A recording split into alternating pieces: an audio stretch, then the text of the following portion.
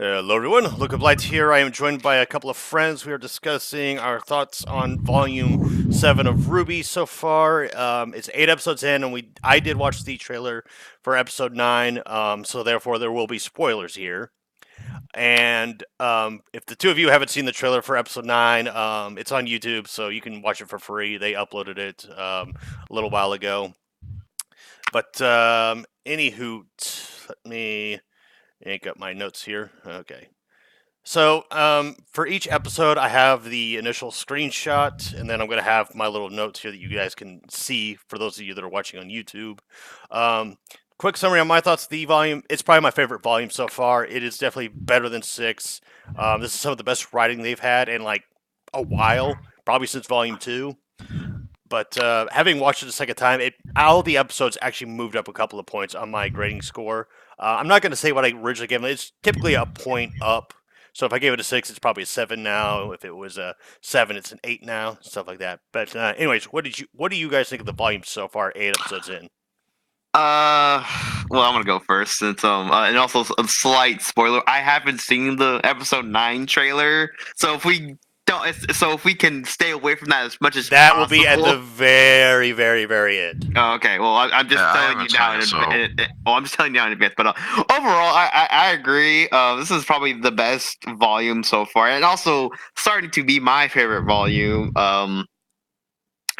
It has oh goodness, it doesn't as strong a start as Volume 6, I will say. I will agree with you on the fact that Episode 1 and 2 could have been sort of a bridge together. Like, I probably would have maybe cut it off whenever they got to, like, Ironwood's meeting and then start from there, maybe. Yeah. But overall, it's been a great, honestly. Like, in fact, the last episode, was written by Miles. It was actually really written competently. you know that Miles has definitely gone so far. Also with Karen and also the new writers, I think was a really good choice. Oddly, and oh goodness, and oh goodness, yeah. So that's pretty much it. Luke, other Luke, Other Luke. Yeah, I have to give it to. I have to kind of agree with you guys. Personally, I was gonna say I enjoyed the first half of Volume 6 more at this rate comparatively, but thinking on it back, so far this volume is doing much better. There are fewer just stumbling moments. It feels, but there's no. Oh, sorry. Yeah, and there's a lot of character moments that I've just been waiting for, like RWBY finally just talking about Summer for once, which genuinely one of the better moments of the season so far, and also last episode particularly was pretty good. Okay. Oh, sorry. But yeah. There are a few minor points to get to, but I think it's better if we wait till we get to the episodes where we could talk about this specifically. Absolutely. Okay. All right. So the way it's going to work for those of you watching is I'm going to run down with my notes here that you see on this Word document, and I'm going to have some screenshots to kind of reinforce what it is I'm talking about. Some will be in there for just gags because there were some funny moments in this volume. And then after I'm done running through each episode, I'm going to let the two of them kind of give their thoughts and opinions the same way we just did our initial, like, how do we feel about the volume and all that other good stuff. So anywho, to start off, Crow's new VA works, though sometimes it feels like he's trying to sound like the old Crow, but there are occasions where he sounds different. I don't mind this guy's voice acting. I think he was actually a good choice for Crow. I think he's doing all right so far. It's just sometimes it sounds like he's trying to sound like old Crow. But to start off with, this scene, fucking just amazing. Beautiful shot. Same thing with Mantle. It feels sullen, gloomy, reminds me a bit of the outer parts of New Vegas, if you've played that game. Except maybe a little less apocalyptic because it looks more modern and whatnot. And then I have to ask, where was this with Menagerie? This would have been a good chance to show how the Faunus are oppressed, but they screwed the pooch on that storyline. The mood feels a bit tense. You can tell relations between Atlas and Mantle are not what the protagonists were expecting. Ironwood enforcing martial law does seem to be working on the surface, but here you could tell there are cracks beginning to form because Mantle people are obviously not happy. So this screenshot in particular, Yang, the idea is to not make a scene. Also, I thought she was over her burst of anger. Little moments like this, for the sake of comedy, do break the immersion a bit for me. It's a minor complaint, but still, the only excuse I can think of is if people in Mantle make a habit of damaging the bots, like Robin's group. And if so, I can see why in the writer's minds it worked. So they're not going to think that, oh, Yang did it. They're going to think like some other person from Mantle did it. So I can see why this would work. But from the perspective of those with Yang, Blake, Ruby, Weiss, Nora, all of them, she did something that would draw attention, and they kind of brushed it off like it was nothing. So next we have, this little stooge right here being like, stupid funnest like you. Weiss doing her fucking thing. It was funny, and I can't be hypocritical. Weiss should not have done that, even though the guy honestly deserved it. But I was okay with this one because they knew that would draw attention, and it did, and they ran off. So they were self-aware here. But with the Yang scene, they weren't. So yeah. Also, I gotta ask, is this the chick from Shield Hero? Because it looks like the one chick from Shield Hero. I'm just saying. I gotta say, I like Pietro and his walker chair. It's fucking badass. And then Nora's reaction to the dancing shoes, kind of funny. So I've seen criticism of Beacon's Fall not having consequences on the grand scheme of things, and while I do agree with that, this volume addresses how it is, so how it has impacted things, namely with the embargo and Ironwood's isolation of who he counts among his inner circle. We have seen why it's hurting Atlas, or at least it is causing problems for them. If this argument were made in the last two volumes, I'd be inclined to agree that we have not seen consequences barring the occasional emotional moment from Ruby or Jean, but in terms of world impact, there's a lot to be desired. An example I would throw out is the Ishvalan War and its impact on the Full Metal Alchemist Brotherhood series. That war is brought up time and time again, and you see the impact it had. And for the first time, we are seeing the same thing unfold in this volume. We're seeing the impact of it because it's been brought up again and again and again on relevant points. Oscar points out the defenses of Mantle not working. This gives us some context on one of the issues Mantle is facing. However, Grimm are still an actual threat, at least from what we have seen. There is no tension with them. The only time I remember even being slightly tense was with Volume 4's Sokolave fight, but even in Volume 3, they were not the main threat. Adam, Cinder, Neo, and Roman, etc., they were the real threat. That said, I dig the Sabretooth design. Also, Rooster Teeth, give me my damn Wendigo, okay? Give me my fucking Wendigo. We are in an Arctic situation. Wendigos are known for being masters of the cold. Let's do it. Nonetheless, the fight scene is good. I got some chills from it. Like, I got hyped with some of the moves. Highlights being Crow using his weapon like a spear. It shows that he learned a little bit from Ruby, so it's like, student teaching the master some stuff. Ruby's little combo, Weiss and Rand tag teaming where Weiss has all the Grim levitating and then Rand just bounces around it, beats the hell out of him. And now for the onion of my yeah, you get a little screenshot of Crow there. Now for a little bit of an onion. These images aren't loading, so it's still. All I see is the volume 7 poster. Oh, damn it. Well, you'll be able to see it on the YouTube. I'm sorry. It's okay. You keep going, my friend. Yeah. Okay, so here's the onion with Penny, for me personally. In my reaction, I was nonchalant about her return because I saw it coming from a mile away, and I was never big on Penny, but this volume has made me warm up to her in a way that Volumes 1 and 3 did not. She was in Volume 2, but I didn't really care for her in Volume 2 because she didn't really do anything.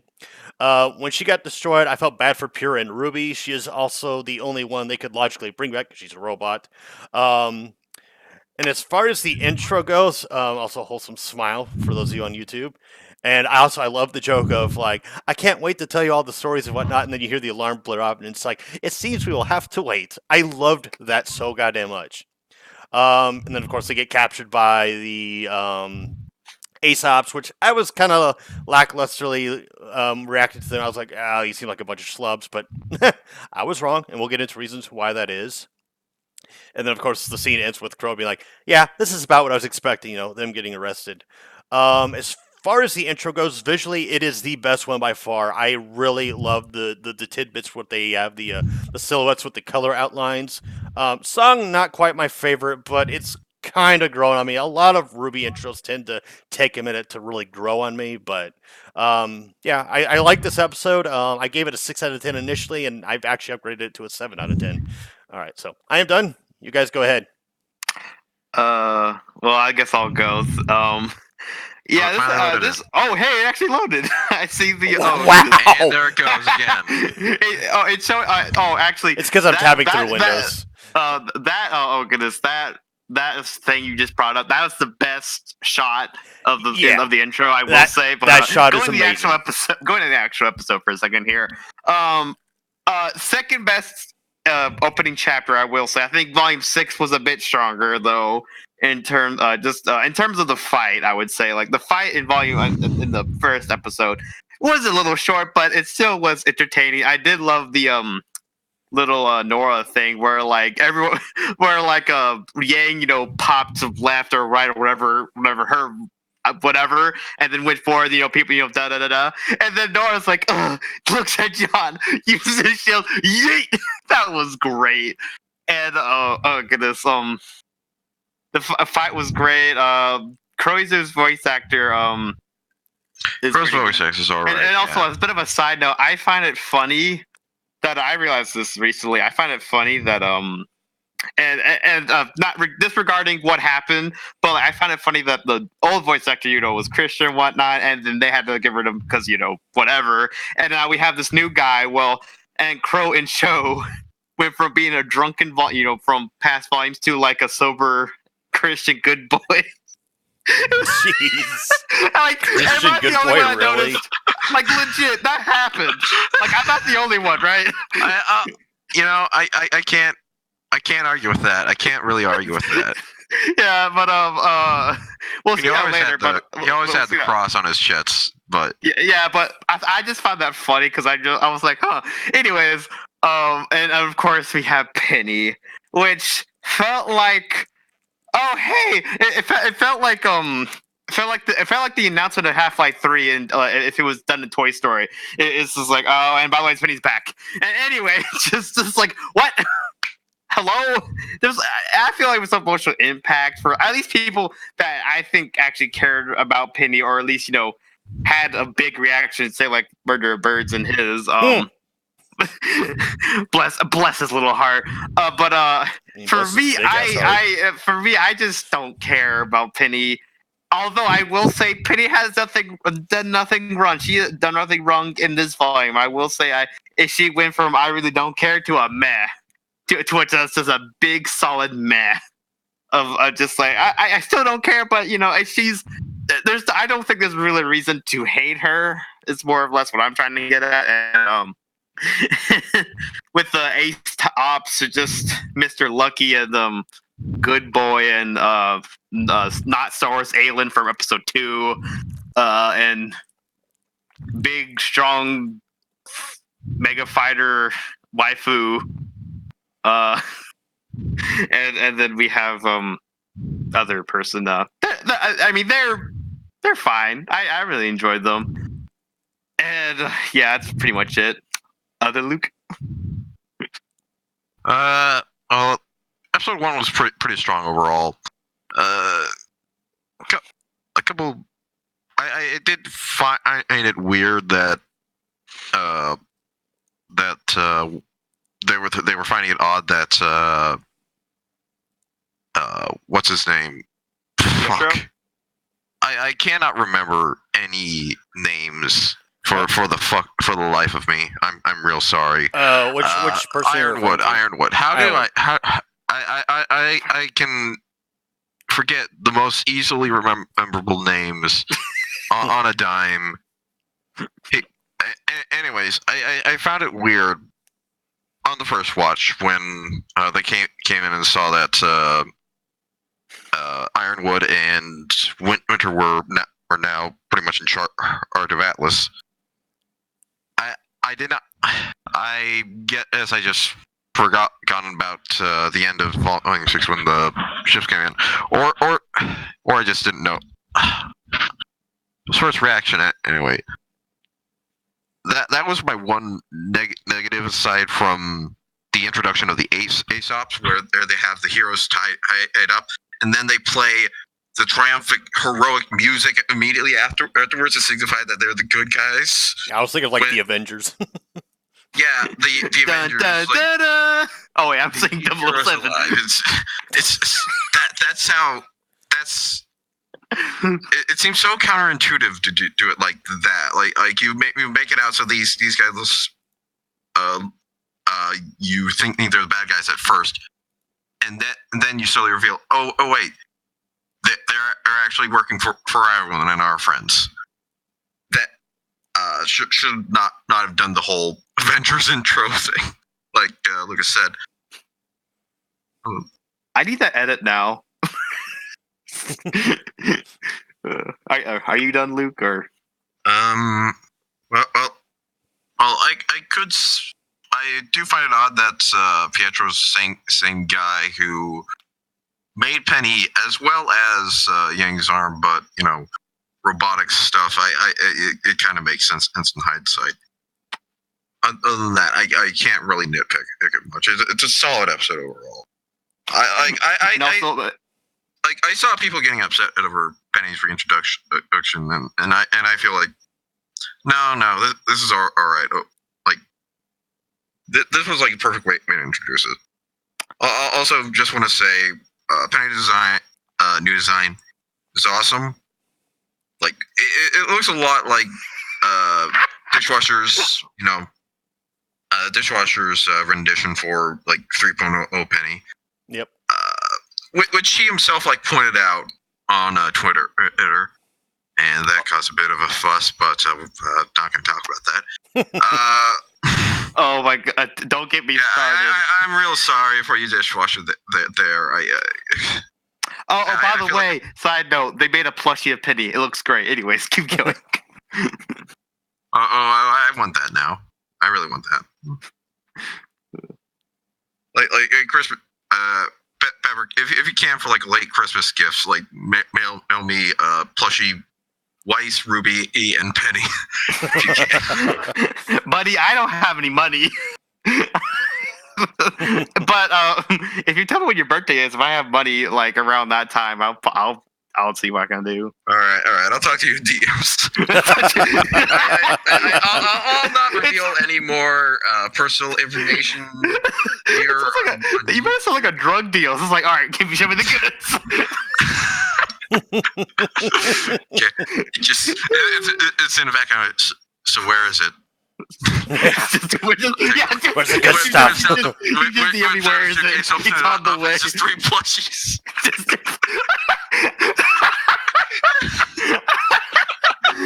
Jeez. Oh my goodness. Oh. All right. Are you done, Luke? Or yeah, I'm. I think I'm done. Let's. All right. Moving on then. On to episode 2, A New Approach. So, we start off with them being captured. We have this one dude making an angry speech. And, Nora makes a little joke like, oh, so they got you too, huh? Referring to the Ace Ops. And then, he's saying General Ironwood's trying to silence me. And this guy says, you threw a brick at her ship. And I'm like, did they misgender Ironwood? I think there was an error in the dialogue here, namely the subtitles, or not the subtitles, the voice acting, because I don't know which her they're referring to, unless it's Winter. Probably, most likely. Yeah, and then he's like, she's gonna put an end to Ironwood's tyranny, blah blah blah. He goes on this little rant, and they're all just like, fuck you, dude. But again, scenery. Oh my god, is it gorgeous? Or I'm thinking now, or the planet was that they were gonna surprise reveal Ironwood was Rule 63. But yeah, sorry, that's a comic relief there. Yeah, it's fine, dude. The scenery in this volume has just been so goddamn good. Some of the best they've ever done, probably the best they've ever done. And then you can see here with Weiss, she's like, oh, it's gorgeous and whatnot. And then I do like that Weiss is bittersweet about returning to Atlas. It's the small touches like this that make me happy. And then Ruby being a little bit smart here again with the we should be careful with what we say. I like that stuff. And then, Blake being all supportive towards Ruby, like, well, follow your lead, Ruby. And then you have Winter coming in, and Ironwood, and Penny's all, happy to see Ruby and all them again. And then Winter sees it her sister and all their friends are in binds, and she's like, take those off before I start hurting. I'm like, yes, it's good to see Winter again. And I gotta say, the outfits both of them have, badass. Love both of their outfits. So yeah, they're brought in here. Let's see. And then they, we assumed the ship was stolen. It was in fact stolen. And then there's this hug. I almost got teary-eyed. Yes. Oh, And he's sorry. like, I'm sorry. It's just yes, yes. Weiss I'm is sorry. like, Oh, yeah. we did what we had to, That because was nice. yeah, because Winter was like, how dare you do the thing? And Weiss is like, oh, we did what we had to, and I suppose I understand, says Winter. All right, and then, of course, Crow It was a finds out. nice moment. Yeah, it was. And then, of course, Crow finds out that, he's got Winter and the Aesops and Penny in his inner circle. And Crow's just kind of like, WTFing on that one. And, they ask, like, oh, the Winter Maiden. She's not exactly a spring chicken. And then I made the dumbass joke of, like, oh, Rooster Teeth hinting that the spring maiden might be a chicken faunus. Dumb joke. Yeah, I was just like, fuck Yeah. it. Little bit of levity. So, yeah, we bring up the mindset of Ironwood. It's like, I'd rather them be alive and hate me than love me and be dead. He doesn't care about his public image right now. I really like the dilemma that he is in. It makes him a sympathetic character, and while I don't agree with this methodology of martial law, I'm going to keep hinting at that word for later reference. I get why he thinks it would work, but when you trade freedom for security, you automatically lose. And then, of course, Ironwood has the Amity Tower plan. And while I do like his plan, I'm going to go off on a little bit of a tangent here. I still cannot for the life of me understand why keeping Salem's existence a secret. I don't know why people do that. If anything, she benefits from the secrecy. And to quote, the greatest trick the devil ever pulled was convincing the world he did not exist. And that comes to mind. If Salem's existence was revealed, the world would have a common enemy, aka Salem. And now Oz keeping his inability to know how to defeat Salem a secret, that makes sense because he doesn't want people to lose hope. He doesn't want people to feel like he's fighting a hopeless war. People lose hope and it would seem like an impossible task. I do want either Ruby or Oscar to pick up that Oz himself cannot kill Salem out of his love for her, cheesy as that may be. But when she answered, she being Jin, she meant specifically him because he has "How do I kill Salem?" and she said, "You can't."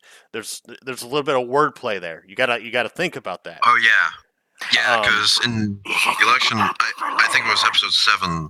What? Or was it 6? Are you talking about where Ruby, Ren, and Nora are talking about that? Yeah, yeah. Because they did talk about that. They did bring that. So yeah, the writers. So the writers are planning something with that. Yeah, they I think they knew exactly what they were doing. But she can in fact be killed or permanently incapacitated. I'm thinking, sorry, that's my dog. no, it's fine. On the other hand, I do get why there would be panic. People would naturally be scared of learning of her existence in such a way because, conceptually speaking, Salem is a terrifying entity if you put in the context of the fact that she controls all the Grimm. But they'd likewise be angry that this was kept from them, and this would bring Grimm, who'd get wiped out anyways because the Grimm have never been shown to be a viable threat. And while I did just rationalize why she should be kept a secret, my argument comes from more of the stance that she should never have been kept a secret in the first place. I think a dilemma where people doubt Ozpin's claims would be more telling, aka evidence doesn't exist of her being real. So essentially, Ozpin says she exists, but people come to be like, yeah, you say she exists, but we don't see the evidence here because she, plants evidence saying that she doesn't exist. This to me is a more realistic approach. For example, our first example of this being Father in Full Metal Alchemist Brotherhood. He went out of his way to ensure no one knew he and his homunculi existed, because as we saw, if they were revealed to the people, they would unite against them. Another example, Lord of the Rings. People over time forgot Sauron or the Ring existed, save for those fighting in Gondor and the elves. Same thing with Voldemort and Harry Potter, the White Walkers of Game of Thrones. To quote Galadriel from Lord of the Rings, history became legend, legend became myth. People would gradually begin to doubt the existence of some godly entity if no evidence of said entity exists. People would believe the Grimm are simply predatory monsters who act on instinct rather than some sort of hive mind. So, panic is inevitable. And then, Ironwood learns that Oz is, alive and Oscar.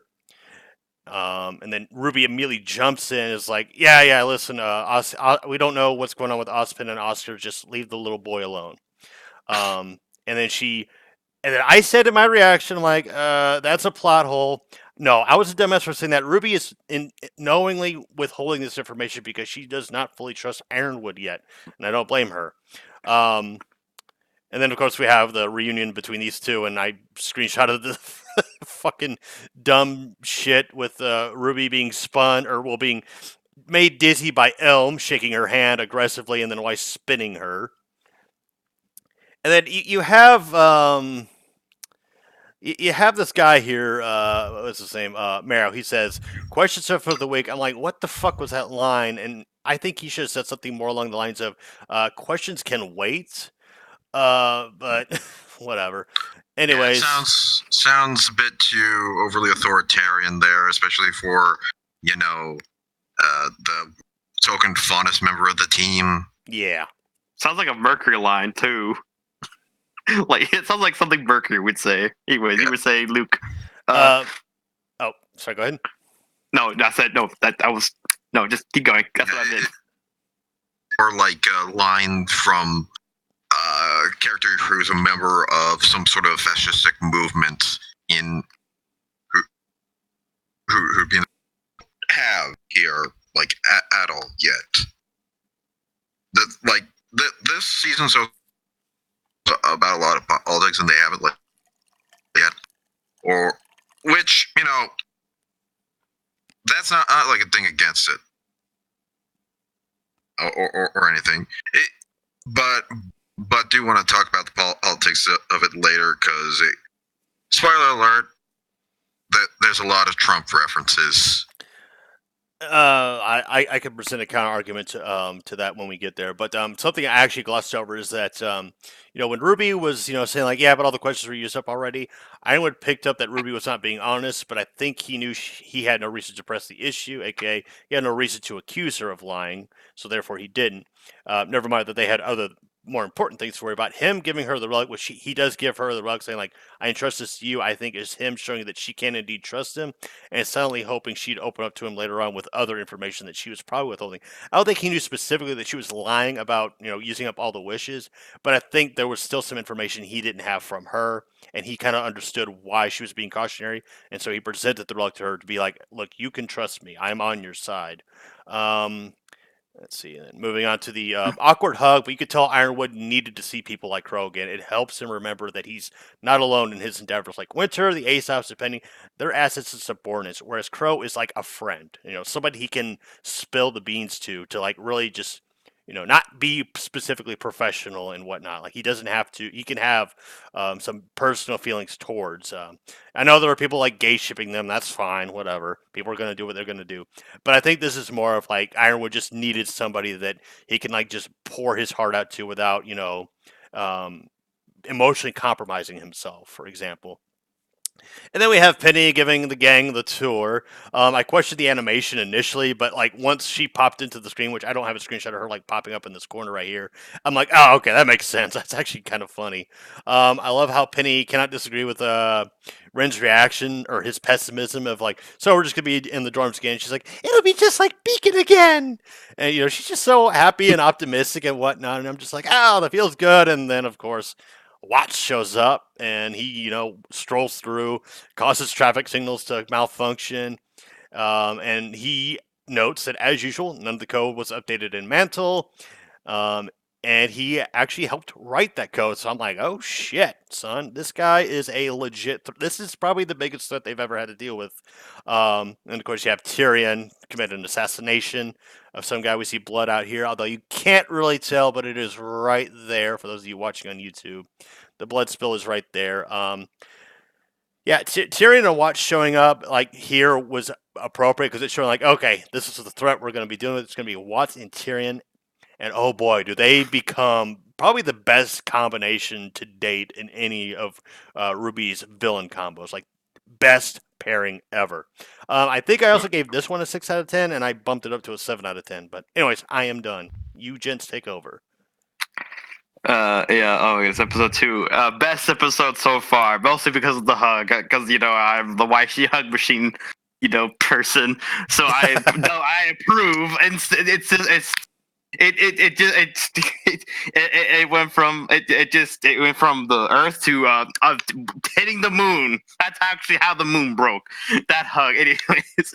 Yeah, and oh goodness, and that at the beginning, I took that beginning part with the guy. For some odd reason, I thought that guy threw that brick at Hill's car initially, but like Winter makes a little bit more sense to have a car. But yeah, I really liked how Ruby was actually being a leader and doing leader things. And actually making, like, a being choice smarter. there, huh? Like, and actually be, a smart protagonist. Yep. And, I actually really like that. And especially as someone that really likes Ruby as well. And, All right, so Yeah. I'm going to and be right also back. I need to use the bathroom, but you guys continue on. all right, yeah. Okay. I also really liked how Ironwood was taking charge essentially, and actually doing something. I mean, yes, yes, he's still sort of in a sense keeping it secret, but like he plans to tell the world whenever he gets the anti tower up. Which, as a Ruby Anti player, I just die on the inside. But that's just more of a personal thing. But what else could be said? I really enjoyed the bro hug between Crow and Ironwood. I really enjoy how Ironwood was just like, bro, I need hug. I have been stressed out, paranoid, had no one to talk to for essentially 6 to 8 months, or maybe more. Who knows? Okay, I'm back. Oh, hi. And I just need a friend like you, Crow, like someone I know I can trust, and they do their whole spill, and oh goodness, and they meet up with Aesop's with a good boy, uh, with good boy saying questions are for the weak. Such a edgy 2000s line, like the 2000s call. They don't want it back. And. And this little handshake with Ruby and Sean Girl, whatever. Oh goodness! We had a little Penny saying just like, so this is Academy, and let me show. And then this like, let me beacon again. Penny, you weren't even in the door, little girl. You were like, Daddy won't let me stay at Beacon, but I have to sneak into the Beacon. That's what you were doing. Like legit. And oh goodness, what else happened? I think the tour and thing. That was it for the episode. Was there something else after the tour? There was the Watson Tyrion scene. killing. Oh yeah, Watson Tyrion. Tyrion killing. I believe it's the same guy from early. Yeah, in from the that. episode. From No. He was killing one of the critics. The guy that you're referring to from episode 1 dies in episode 3 or 4. So I think that's what I think. Oh, good. Anyways, with Tyrion and Squat's actually doing villain things, Cinder, and actually murdering people, Cinder. Yeah. Don't let Henry hear you say that. Look, he agrees. Look, Henry made me Henry, but I think he can agree with me on that. Like, dear Lord. It's just like we have Watson Ouija over here being like, I'm gonna win. I'm gonna be Watchdog. And I have a pet scorpion doing all the murdering for me. And it's just Tyrion being Tyrion. Just like, and we gotten backstory for these two, but not Cinder. How is this possible? I'm sorry. It's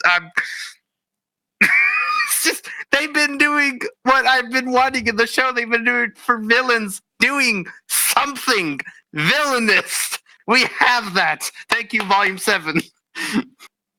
Anyways, I think I'm done. All right. So yeah, there's not much for me to really bring up, but I will say I really appreciate what they're doing, bringing the characters to task with, and actually addressing the fact that they're keeping secrets, and it's affecting the people around them, and it's actually causing as much damage as it is helping. Like they started trying to do that involved. They did it in the most ass-backward way possible. But then they finally figure it out in Volume 6. As many problems as there are with Volume 6, they got that right in the first couple episodes. They did take Osmond to task. Oddly enough, again on the second episode, they actually just tore him a completely new one for just the amount of constant lying that he's been doing over the seasons. And here they're actually, what's Ironwood's plan is direct in opposition to what Osborn has been doing this whole time. He's actually planning on just letting people know, getting the word out. But still, he's being too secret about it. He's still keeping the cards a bit too close. And we'll later see in episode 8, see him get torn a new one by Jacques, and probably his best moment in the entire show, in my opinion. Jacques' best moment of the show, him taking him to task with like just how needlessly secretive he's been, not only with the people of Atlas, but with the own government of Atlas as well, that should be let in on this plan. Who should know about what he's trying to do here, and yet he's being way too paranoid and trying to keep it under wraps.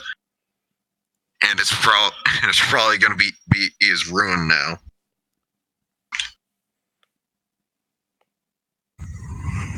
And also the moment with Ruby deciding to keep the secret there. That I feel is a genuine moment of character development, which after last season edition with all the shit in 4 and 5 where she got. I feel like they actually are giving Ruby a slow, methodical character development here. I agree. She's Absolutely. And we'll talk about later moment. I think I already brought it up, but I think funny enough, I think when we were Ringo. I think that was the one where Ruby. Oh yeah, I have a story for that when we get to that episode. Which we still don't have. We still don't have anybody that's a runner-up to you. So apparently, so far, that's. Oh, this is easily my worst card of this year. We'll get to that when we get to that. Yeah. Anyways, are you done, Luke? I think. Yeah. Other than just saying, yeah, I like the 2 hugs there. I feel they made sense. They were warranted for the character, especially the Vice Winter one, because Winter for Weiss is like the only like real anchor in her family that she has. The only one who like she genuinely has unabashed love for, and the only one she feels like could like protect her now. So yeah, I feel that, and of course, I think I'd say more about the Ironwood thing, but Pepper, I think you like nailed it on the head a bit too hard there. So that's what I do. Yeah, and the talk is for the weak line. Yeah, that was dumb. Agreed. So that's about it. Okay. Probably best. And aside from that, as a whole, episode 2 is just it's what solidified this season to me. They're doing like great episode 2 so far. Like volume 6, is the same deal. They're really like putting their feet down, just surplanting themselves on the second episodes. Like I had doubts the first episode, but after this, like it's been just all uphill. Uphill.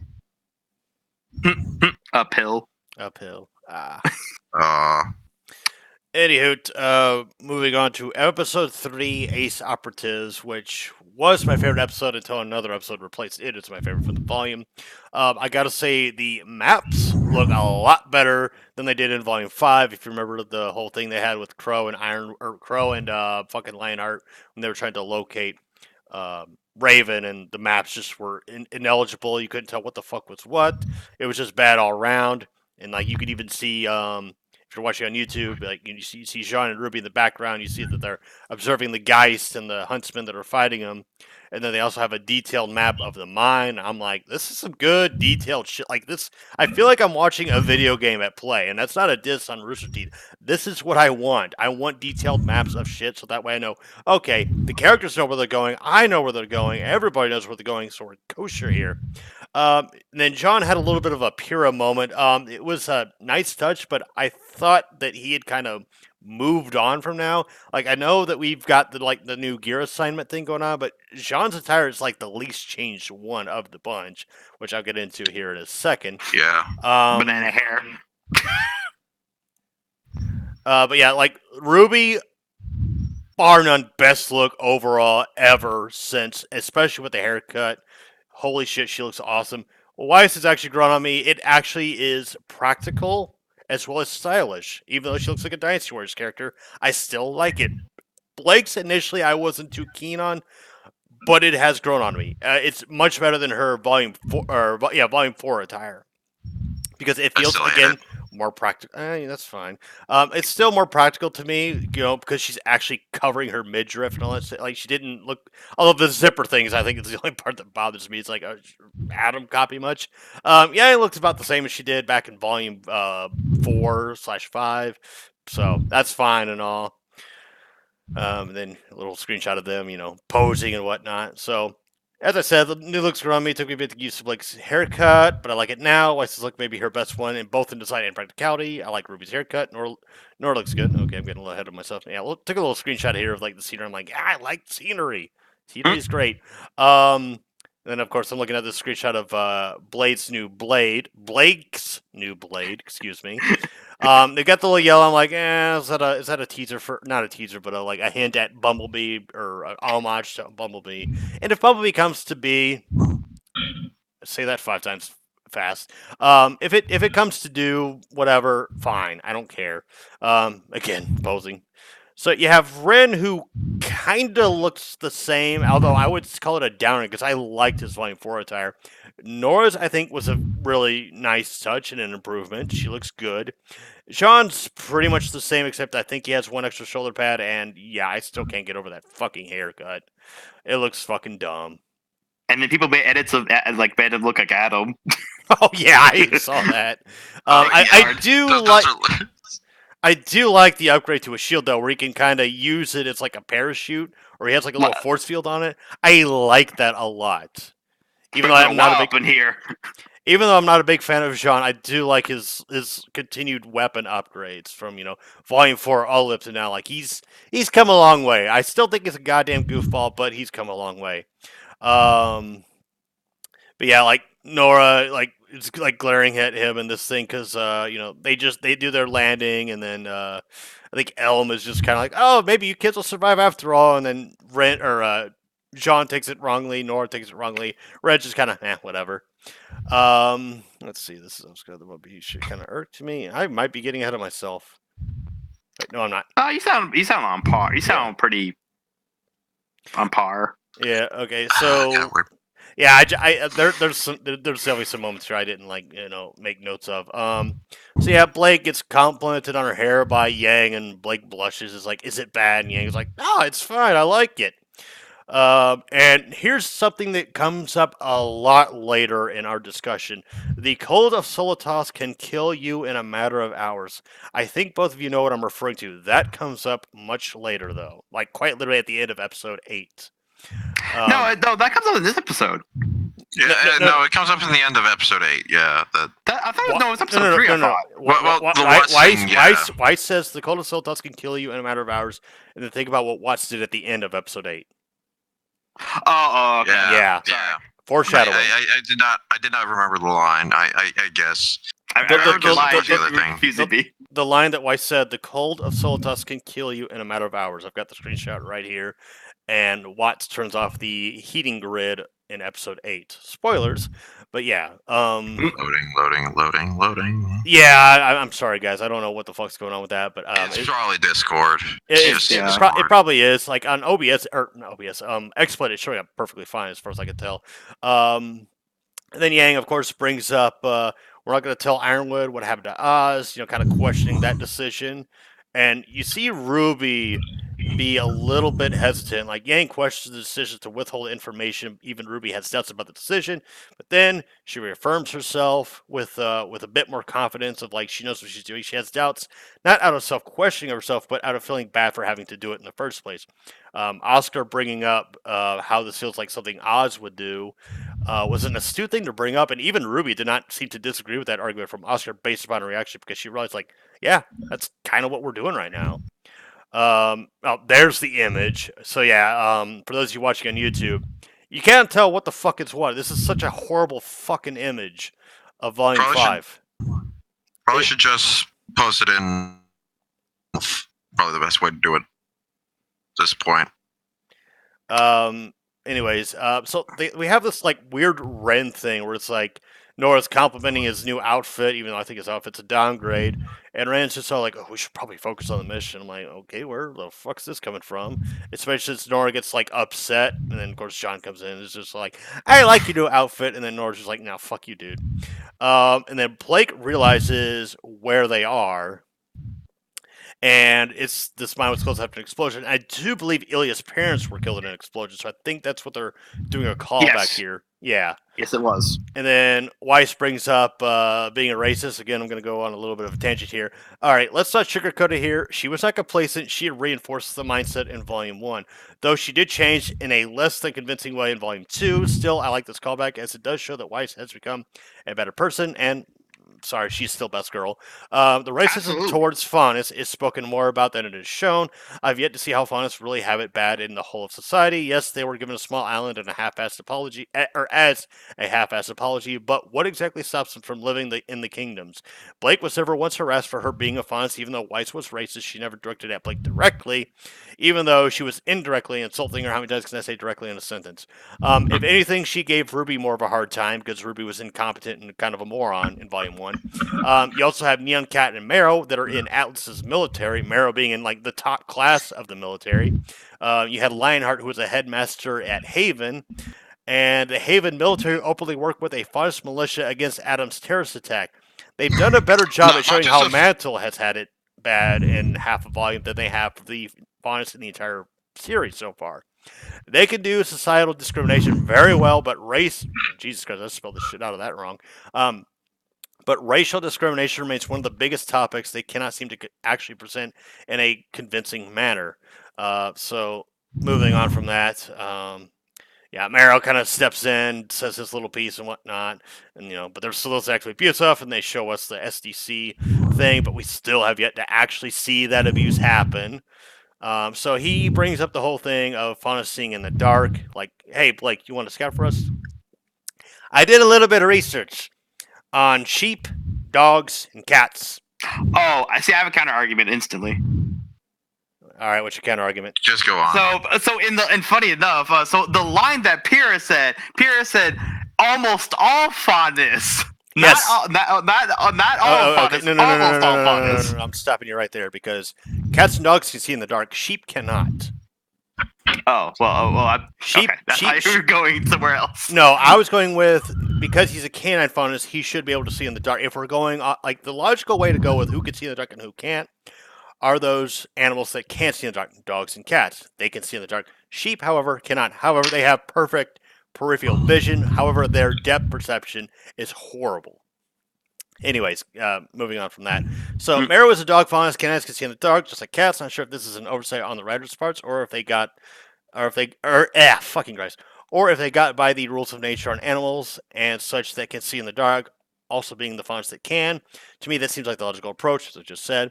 But they have yet to establish the rule for this yet, of which Faunus can see in the dark and which one can't. And then the wiki states, it has been stated that most Faunus have remarkable night vision, a trait that they use to great effect in combat, something you brought up, Dr. Pepper. This is a subject that will be brought up later, as I said, because there is a character that maybe should have seen something that they didn't quite see, but maybe they really should not have, given the animal trait that they possess. And then Harriet seemingly says, damn it, Blake, stand back, and she shouts that at her. And I'm like, why are you blaming Blake for getting ambushed by a Geist? That doesn't make any sense to me. You were the ones that sent her on ahead alone, looking, and I'm looking at you, Meryl. Like you and like Meryl and Blake should have gone ahead together. If not, I chalk this up to a error on the subtitles, and what I think it was supposed to be was, damn it, explanation point, Blake, explanation point, stand back, explanation point, explanation point. Grammar is important, kids. So Mhm. the grim design for the centipedes, I like it. I really do. I like Meryl's weapon. The semblances are badass. The perks Ruby, Ren, and Yang's weapons got are freaking awesome as hell, especially Ren's little like hook thing where he can like shoot his knife blades out and stab him into the grim. I really like that stuff.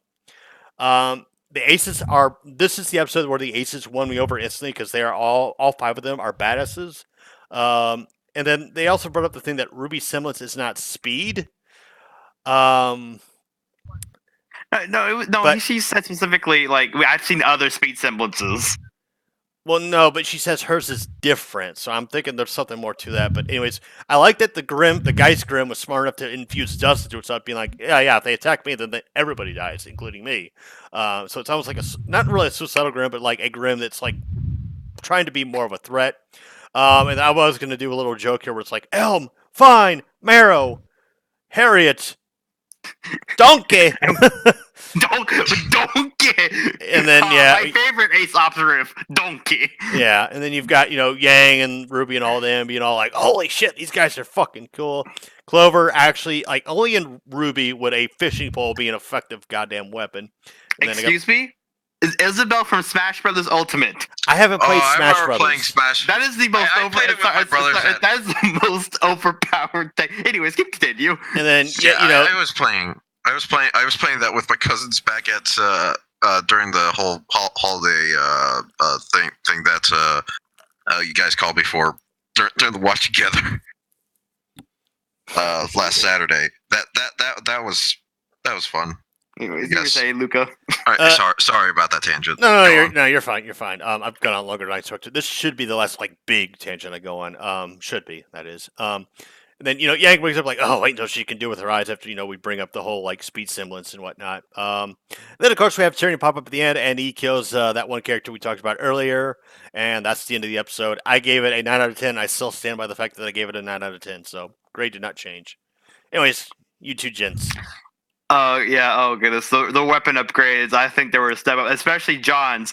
I don't know if they were thinking of Breath of the Wild, but man, that like made so much sense. Like, yes, Breath of the Wild, you can glide with that sucker. Just whee! And then Nora's hammer getting a little knife on the back end of it, so that way she can use both ends of it. And oh goodness, and I'm pretty sure it's I'm pretty sure it's always had that back end. well, I haven't seen her use it until now, so I assume either A, she actually has it, wasn't able to before, we just didn't notice, or B, she finally can use it, and we just now, or whatever. Anyways, yeah, we like their outfits, especially Ruby's, because like it actually finally covers her the chest area.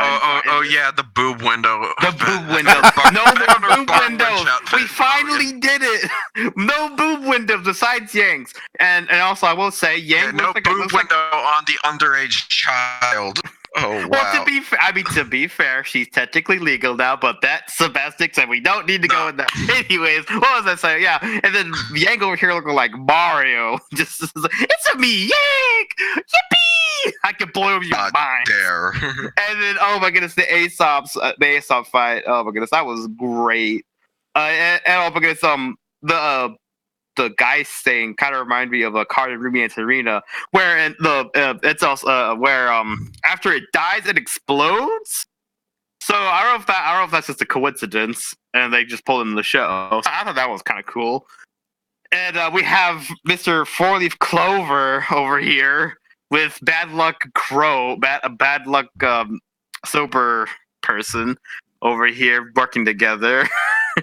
Oh my goodness, Mr. Good Luck, and then we have the Flash, and then we have Mr. Fantastic, and then we have a foot fetish. So bombastic.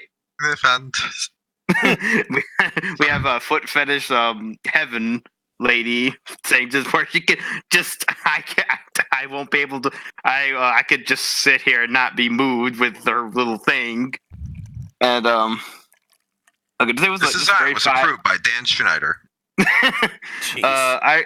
I really like the fact that RWBY actually gave the relic to Oscar, being like, I should be wearing this like a keychain.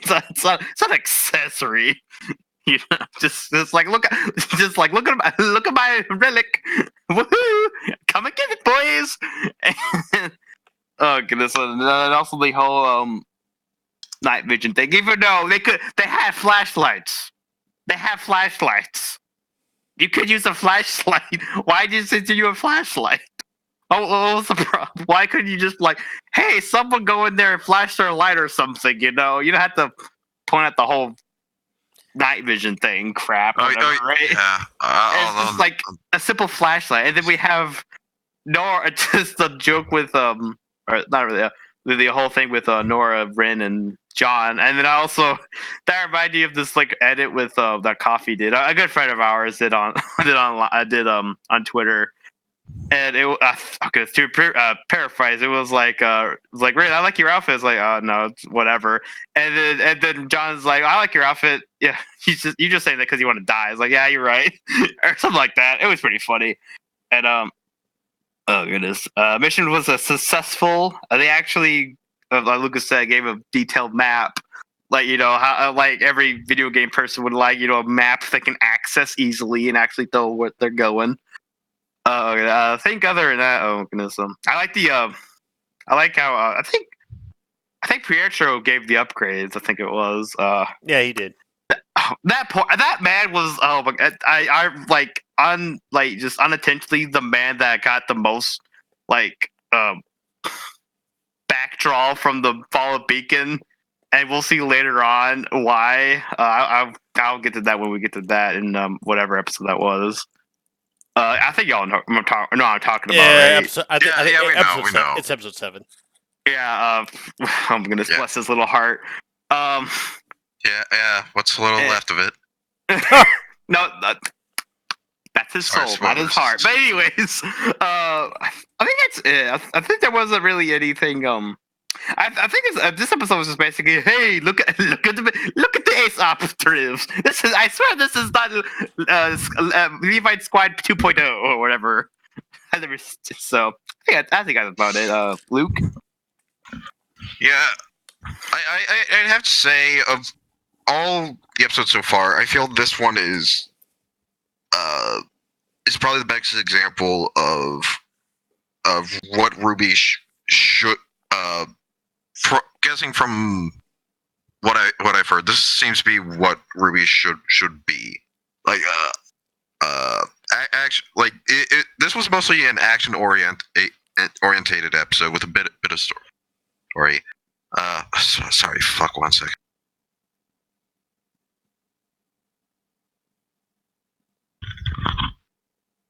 Sorry, someone bumped in.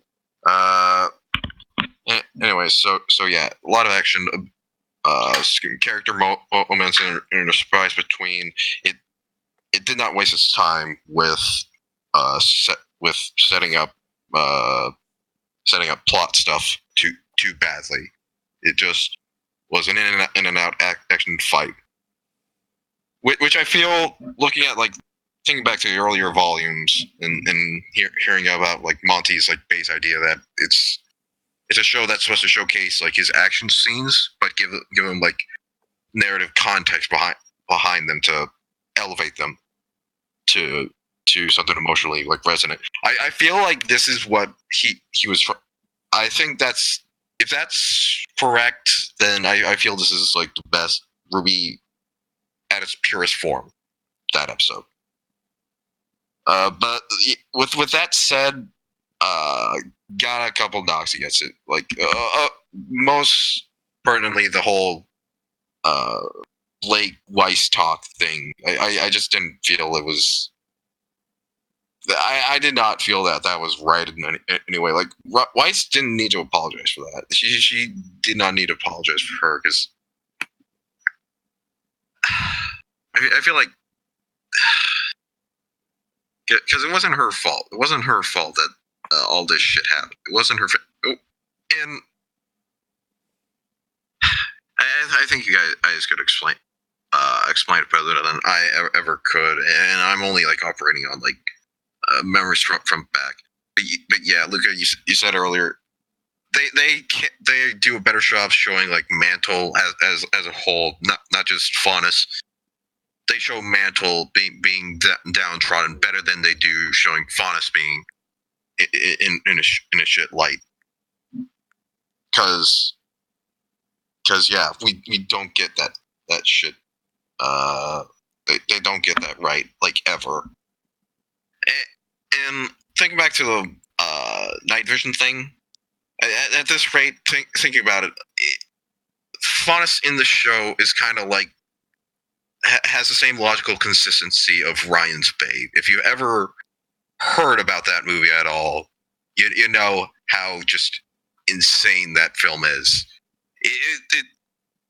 There's a bit of continuity, but it's like 5% there. The rest of it is splattered all across the walls because you were trying to like logic trying to say why would a sheep on a sea when it would be a dog or that kind of shit. We all remember back during World of Remnant when they try to explain Faunus genetics and how just insane that was, just how poorly thought out that whole concept was. Like it, like I do not. That is one thing that the show is still getting wrong here, and I don't think that they'll ever be able to fix it in this continuity without major systemic retcons. They cannot do Faunus. They cannot do that right. Like, I agree. But we can all do Callie. We can all agree on that, right? Yeah. they are they're doing a much but meanwhile they're doing a much better job with showing Mantle and how poor and downtrodden the people are down there, and just how bad the situation is getting for them.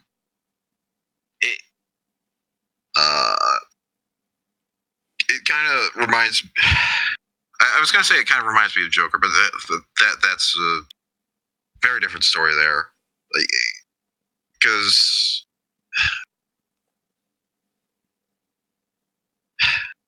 I'm just gonna move on from that and think about. Yeah, the outfits. Overall, I think they're all right. Weiss and Ruby's are great. I really don't care for Yang's. Ren and Nora's they're all right. Ren's great. Jean's hair is the only problem with his, and it's a big fucking problem. And Blake's design, I will just never. I'm sorry, I cannot take that. An actual cat suit, by the way. Yeah. Meanwhile, like John's hair, like they only changed the hair on John, but it kind of just. But I think that's enough to just make it look awful. Because if they just kept his hair normally, I would. Hopefully, they don't have a moment where you're supposed to take John seriously later. I know they're probably gonna have that, but with that haircut and all with his like dopey ass face, it's kind of very hard for you to pull that off with a guy that looks like that. I don't want to be overly judgmental, but when you're making character designs and you dope up a character to look that like comedic doofus like, I really think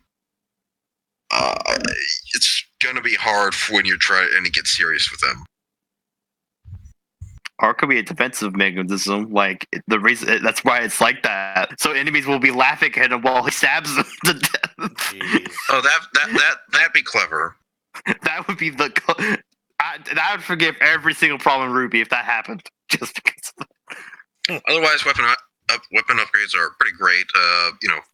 Ruby actually using her like size tactically and shit. Like she does use the sniper function and the and the little like rotate interpretation of the blade thing, and also Yang's mine launcher thing. That's fantastic. Can't Yeah. think too well of the other stuff, but Was there any even upgrades for the other two, like Weiss and Blake? I can't really think of a specific upgrade. Weiss, we didn't see. Blake, I think, just got a new blade. I didn't Pietro say I didn't have the time to finish all of y'all's or something? No, he said there are some improvements I'd like to address, but you'll just have to make do with what I've done for now. And I think in the intro we see that like Blake uses her blade kind of like a flail almost. Okay. I don't know much about Weiss. I think Weiss is more focused on her magic because she's not really a frontline fighter. She uses her summons and her. She's a support. glyphs. Yeah, she's a support. She's a mage essentially. Yeah, like for reference, Ruby Liberagram Eclipse. You use her to snipe everything and freeze everything to just to kill everything with freezing. So, Yeah. were you done, Luke? Yeah, I guess I can't really say much else because action solid, character stuff's solid, solid. So all around good episode. Great. It's a nice little action break. It feels. You can watch this. I feel like you could show this almost as a standalone episode, as like a showcase to people to get them into the show again. But Maybe. Or to introduce them in mid season. Reintroduce them. In a sense. Yeah. All right. Well, I think we're ready to move on. Yep. All right. So moving on to episode 4, Pomp and Circumstance. So of course we have our heroes walk out. They're all triumphant and whatnot. Ruby and all of them are googly-eyed over them.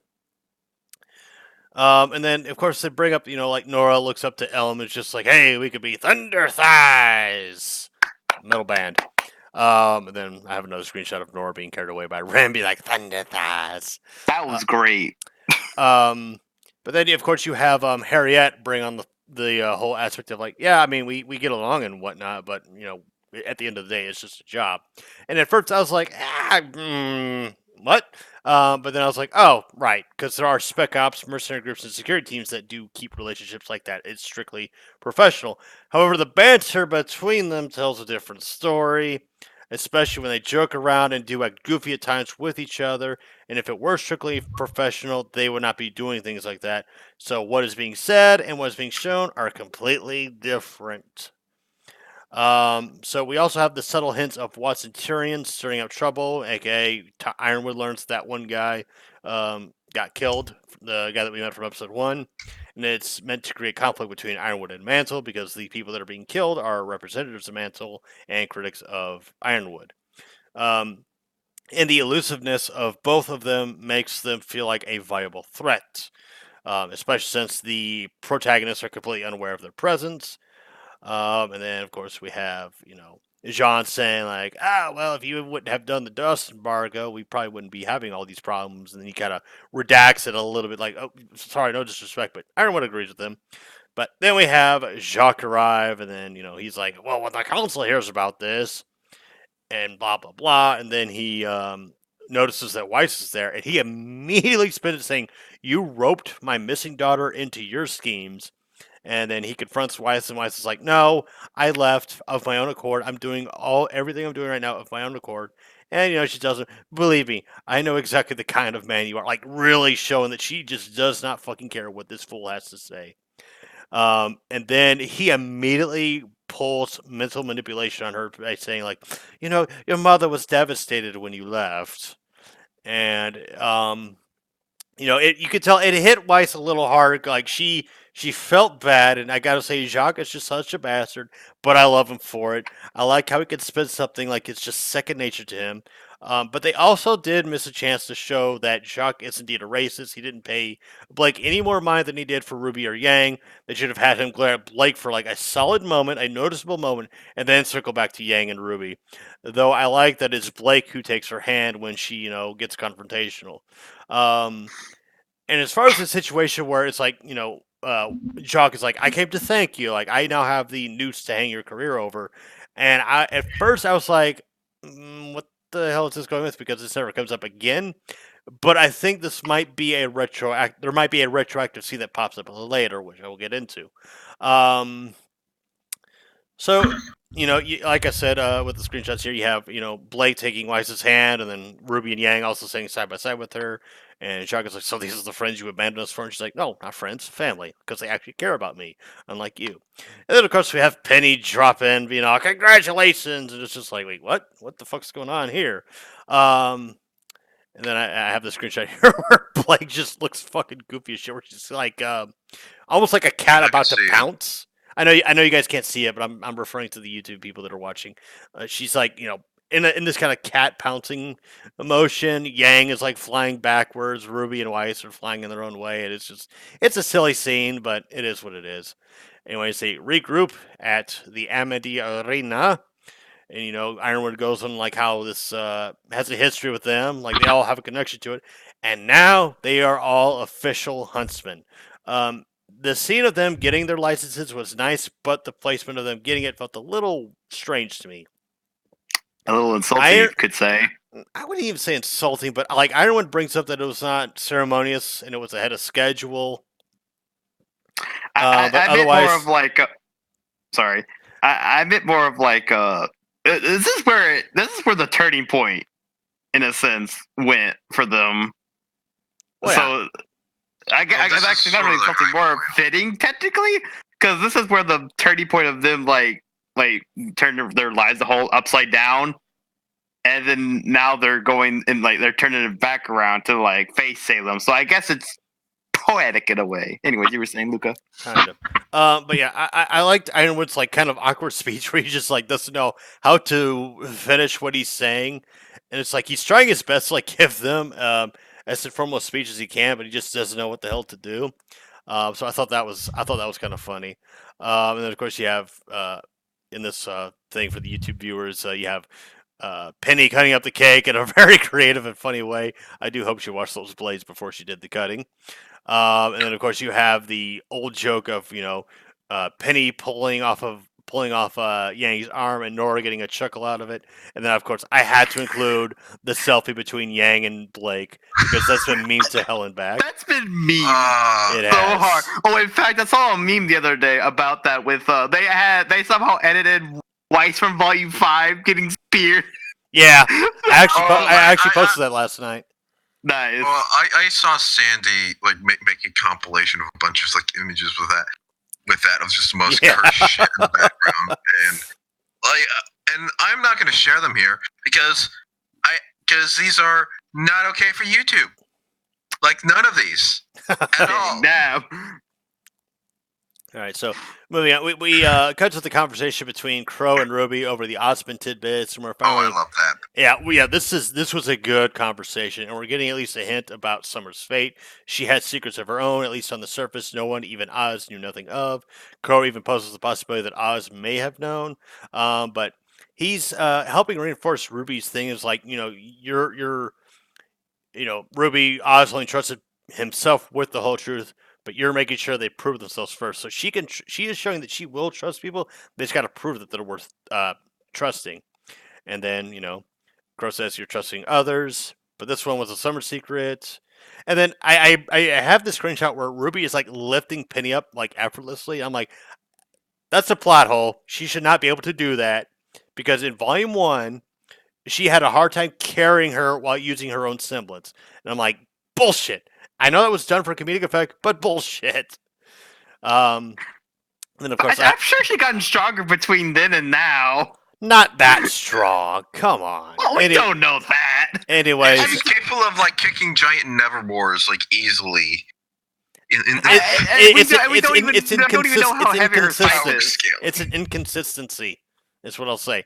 I know it's done for a comedic effect. It's a minor nitpick. I'm not saying like, oh, immediately this entire episode is trash. No, I'm not saying anything like that. No. I would not do that. No.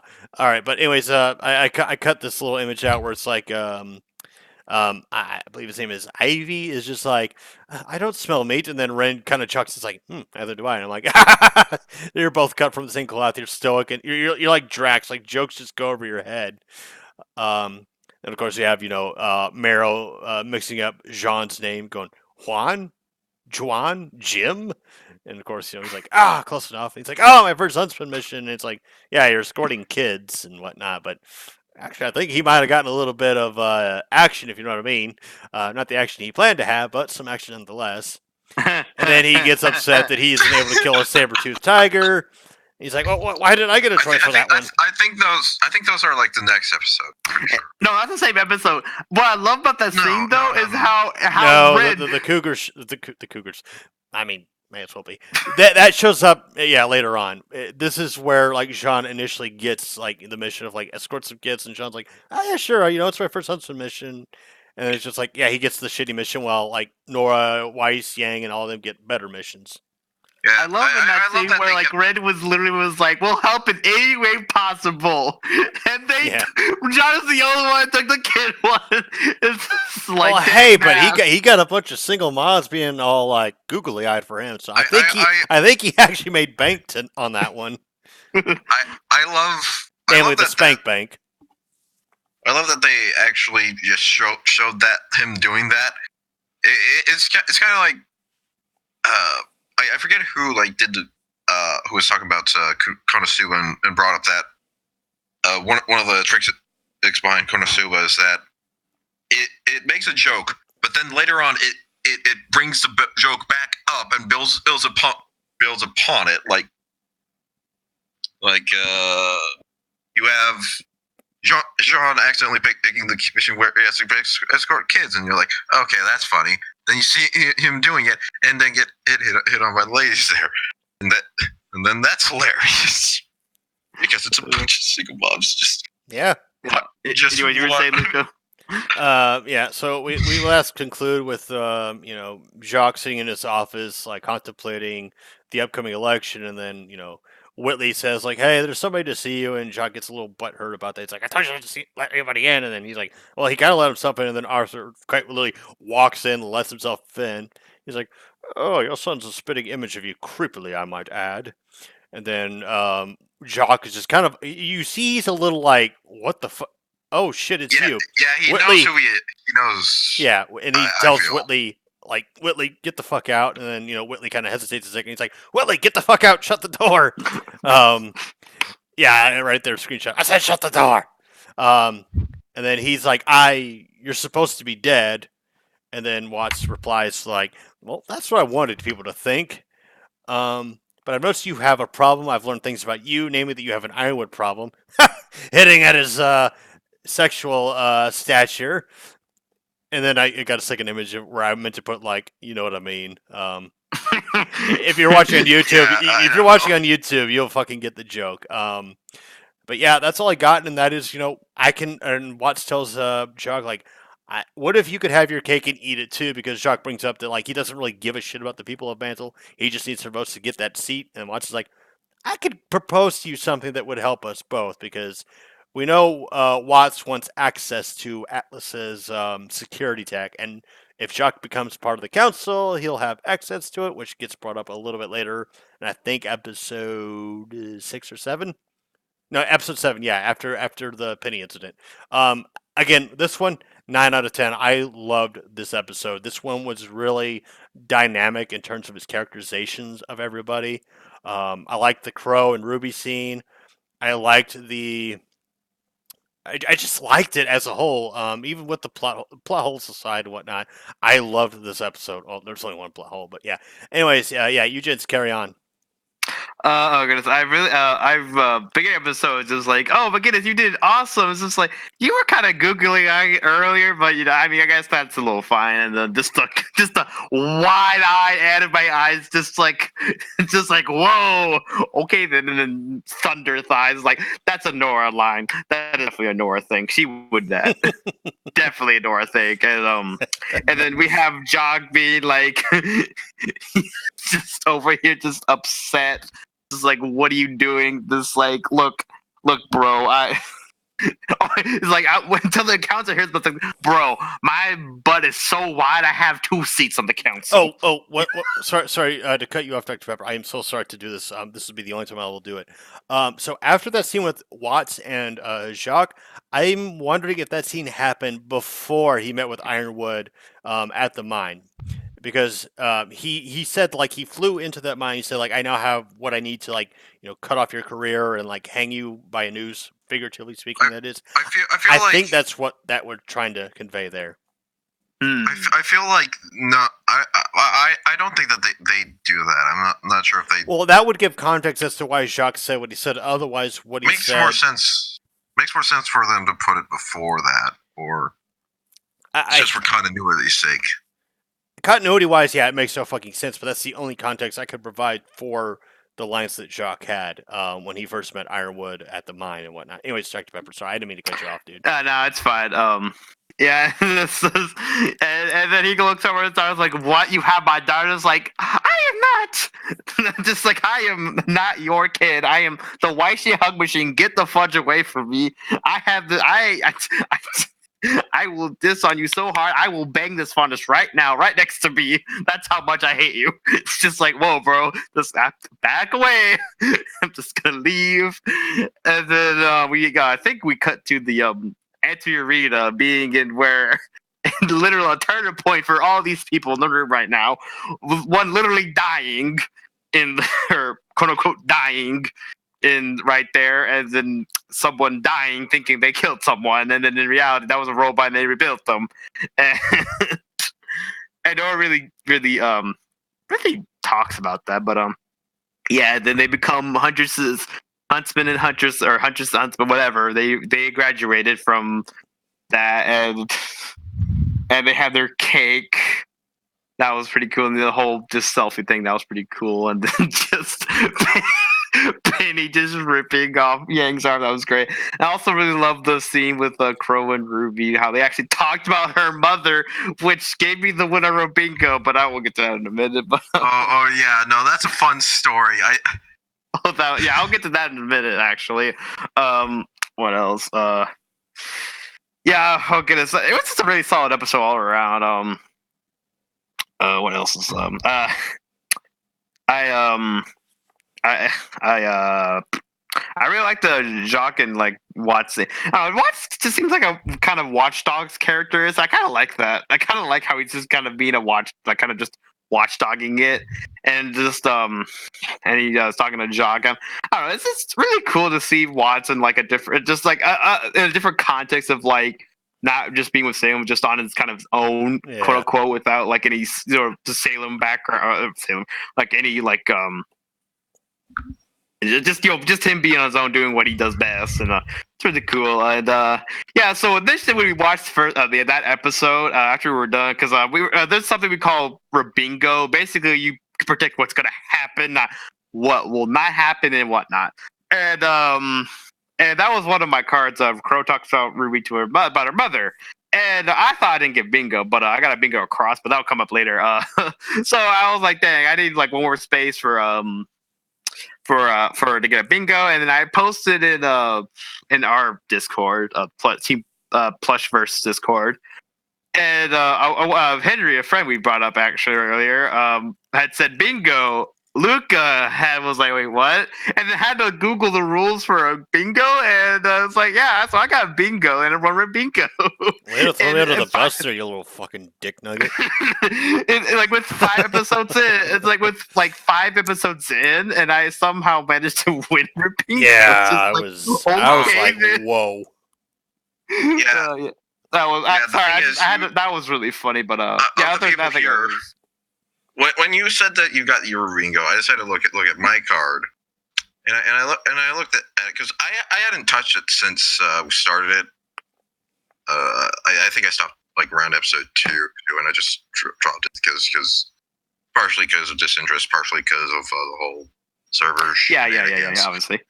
Anyways, as you were gushing about it, I looked at it and I noticed some of the stuff I had could have applied to the episode prior, and so I I technically got the Rubingo before you, Dr. Pepper, and so Technically, but like, yeah, this is, yeah, I mean, it's whatever, but like, yeah, because you're technically the only other person that's got like a bingo. Yeah, but Luke, Yeah. your thoughts? oh yeah.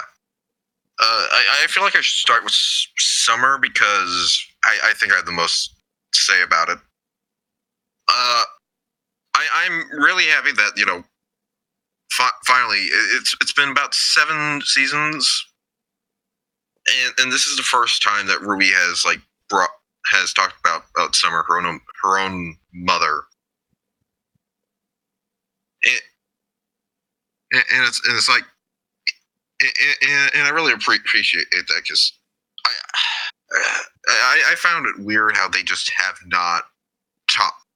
They've only brought her up twice before, and both at times it was Zhang, and one of them it was just her saying, her just distancing herself from Ruby's mom. Yeah, Raven. Yeah, as if Summer wasn't the one who went through the trouble of actually raising her and shit. But I'm pretty sure I haven't seen that episode in a while, so it could have been just a scene where she was just really just in a bad headspace. The concept of that. Anyways, when they were talking about Summer, and saying that she apparently ran off one, and just no one knows where she went. I was like, huh, they're setting up a mystery here, and I noticed this and I had felt like hints earlier. The thing was that when they first brought up the spring chicken line back in episode 2, I thought for a brief moment that they were going to reveal that Summer was the Winter Maiden, but looking at it here with Pro the way he is, I doubt he would have kept that secret from Ruby at this point. Just the fact that her mother is still alive. When we seen him before, telling Yang back in Volume 3 that her mother's still around, giving her coordinates and shit. Why would he keep information about Summer's secret from Ruby if he were in on it? And of course that got completely debunked the next episode, I believe. But we'll get to that. Anyways, yeah, I'm excited to see if Summer's going to be brought up again, if it's going to be revealed end of season or in the following seasons. Because I had a theory that the last wish was going to be Ruby using it to ask about what happened to her mother.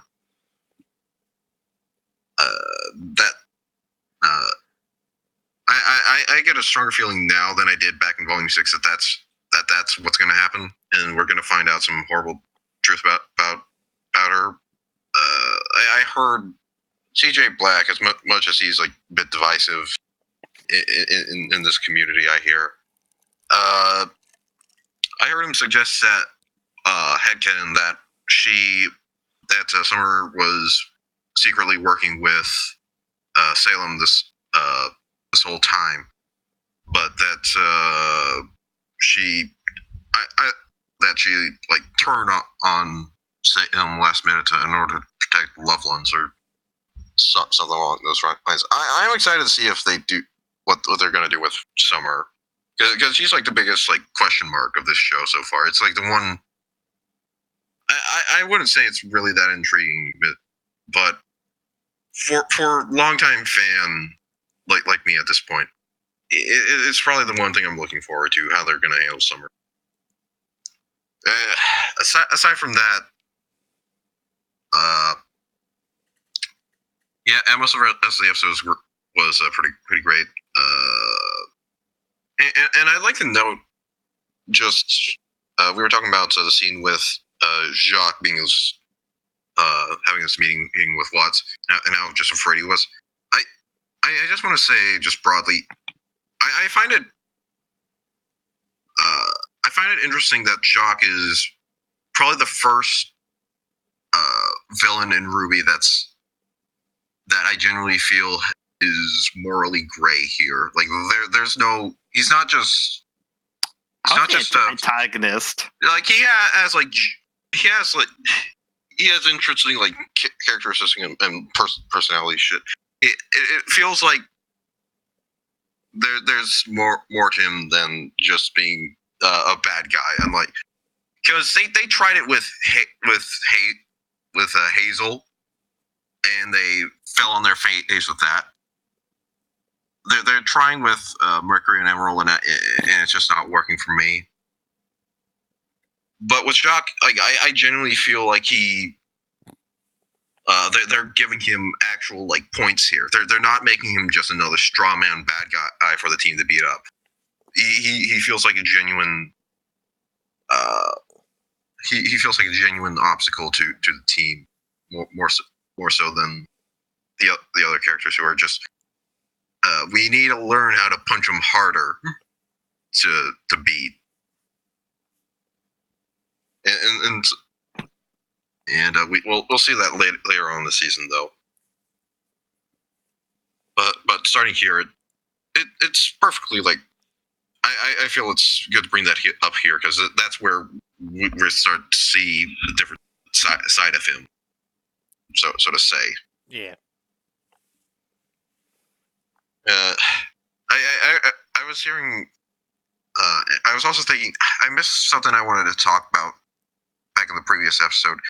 I love how in episode 3, during all the fights, they for once there's genuine. Feels like they have good power scaling for them. Where the ASOP seems to be more well coordinated than our own team. They show off a lot more. Yeah. But they don't like completely sideline Team RWBY completely. Like we get the moment at the end where RWBY comes in and keeps the dust from exploding. It will outpace speedrunner lady, The Flash, and also I don't think we noted how at the end Flash lady, Lady Flash was pointing out to her. Huh. I think there's more to it than it just being a speed semblance there. I feel like there's being a mystery being set up with RWBY here that we're going to be learning more about. I hope it's by the end of this season. It should be. Because I am not. I do not want more mystery box shit at this point. I'm sorry, I had to leave for a moment. What happened? Yeah, I was just saying, I feel like they're setting up like genuine mysteries for RWBY and Summer and everything that I hope they reveal at the end of this season. I feel hope it's later. It might not. Like, I would honestly, I would say like maybe season 9, maybe in start of like season 8, maybe or something. But I at this rate, I'm sick and tired of the mystery box shit that they've been pulling like in the beginning, in the first couple of seasons. Like it was because the thing that broke me with the show, it almost made me leave for good. Like after all the years, season 4, volume 8 episode, volume no fuck. Well, volume 4 episode 8. No, volume 4 episode 8 when Pro's like finally explaining the lore of there's these two evil gods. Well, there's this evil god and there's this good god, and it's like we've been waiting 4 seasons, 4.5 seasons for this. You've been building up this whole mystery about this world, and this is what you give us. This is the fallacy of like the mystery box idea, just shown for all to see. You make the audience wait way too long for a payoff that just feels utterly empty because you built it up too fucking much. you've wasted the audience's time and patience. And then after that point, if you want to continue it more, it's just going to frustrate the audience even more so. And it's just like, and that's why I still have a bad taste about the earlier seasons. Like I've cooled on A lot of people do. like I've cooled on them back from my days on Frostbite. But And to some extent, it was Osmond's fault because he wasn't telling the whole truth or anything at all. oh So yeah, I'm gonna give some leeway here. it was multiple people who went in along with him and weren't telling people the full truth. Yeah. It's just like we had a dictator kind of tell us what to do and just with following without any question. And now in Volume 6, like there's only so much you can take, and like and it took like us 5 years, them maybe like 2.5 years, maybe. I'm gonna interject here and saying like I would like to move this along forward. We've been on this episode for I'm absolutely. sorry. I'm sorry. Yeah, no, so, no, yeah. you're good. It's just I want to keep this moving. We're halfway done. We've been going on for almost 2 hours. I want to get this with It's been 2 hours. Yeah, it's been almost 2 hours. Yeah, I want Yeah, to anyways. keep this wheel rolling. I love that screenshot. That's a beam right there. finally. That's a face. Yeah, it's a Nigel Thornberry face right there. Smashing. Smashing. No, like legit, Smashing. like Luca. After we're done, you need to send them in the private chat. I'm making memes out of that. Anyways, Oh yeah, episode. I could totally send your guys' way. Anyways, moving on to episode 5, Sparks. This is where my notes get a little cliff notey. I'm just going to touch on key points because I didn't really have too much to analyze going forward because the volume had pretty much established itself at this point. So again, love the scenery. Atlas Academy looking beautiful as ever. The wall of mantle and then the mantle background, loved it. And of course, you got John with the thirsty milfs. Hell yeah. Get it, John. Fucking get it, dude. And then, Nora saying, it's totally a haircut. I'm like, oh, fuck you, Nora. Like, shut the fuck up. And then you have Ruby and Yang working together. I like that little scene. I like Ruby and Yang working together. Sisters working together. Fucking love it. Training montage. By this point, it was getting a little bit redundant to me, or no, not by this point. That's next episode. Hold on. What the fuck? A little too long for like a train montage. Montage at the beginning, showing us Cersei Mills, Ruby Yang pointing up. Oh, right. Clothesline from Hell. Ruby and Harriet, doing a little speed race while Weiss supports Ruby apparently. And then Ruby being all like, ah! To Betty, describing the story while Yang apparently runs off into the nothingness. And this is all a training montage, showing that they're training and whatnot. And then we have the return of Team Funky, and oh my god, did I love that so goddamn much. And it was nice to meet Cobalt and Ivory, the other two members of Team Funky, and I actually, in these images, I have the team in listing order, not appearance order, because Ivory did appear before Cobalt. But I loved this little tidbit here where they were training with Team Funky. It's nice to see them. It's a shame we didn't get Team Auburn in Volume 5. Could have used them, but I'll take what I can get. And of course, Neon Cat with a little black eye, fly, get out of the way. And of course, they have a little like congregation together. Team Orange, I guess. You got John, Oscar, Ren, and Nora meeting with Team Funky, having a chat, and like, hey, we should totally hang out and whatnot. And then apparently everybody likes to flirt with fucking Oscar because Neon Cat is like, oh, the cute farm boy. And I was like, the dude's like 14. Can you like hebophiles like lay the fuck off the dude? Oh, well, I wouldn't even call that flirt. I just were like, oh, it's an adorable little kid. It's just I suppose. But anyways, and then Nora was like, I can eat a sandwich the size of Cobalt, and the sandwich just magically appears on top of him, and then it disappears, and then there's just like a little head of lettuce on his little head. I was like, what the fuck was that? That was so random. But also, I did not notice in my reaction, I did not notice the penguins when Ruby Crow and Clover were, going on their merry way to wherever they were going. And I was just like, oh, penguins. Are those penguin grim? Penguin grim. So cuddly. And then I like the little tidbit between Crow and Clover. It shows Crow has, he's given up on drinking. He's done with that shit. But he still has the sullen outlook. And Crover's like, hey, take a compliment, dude. Like you're bettering yourself. You've made life good for these kids.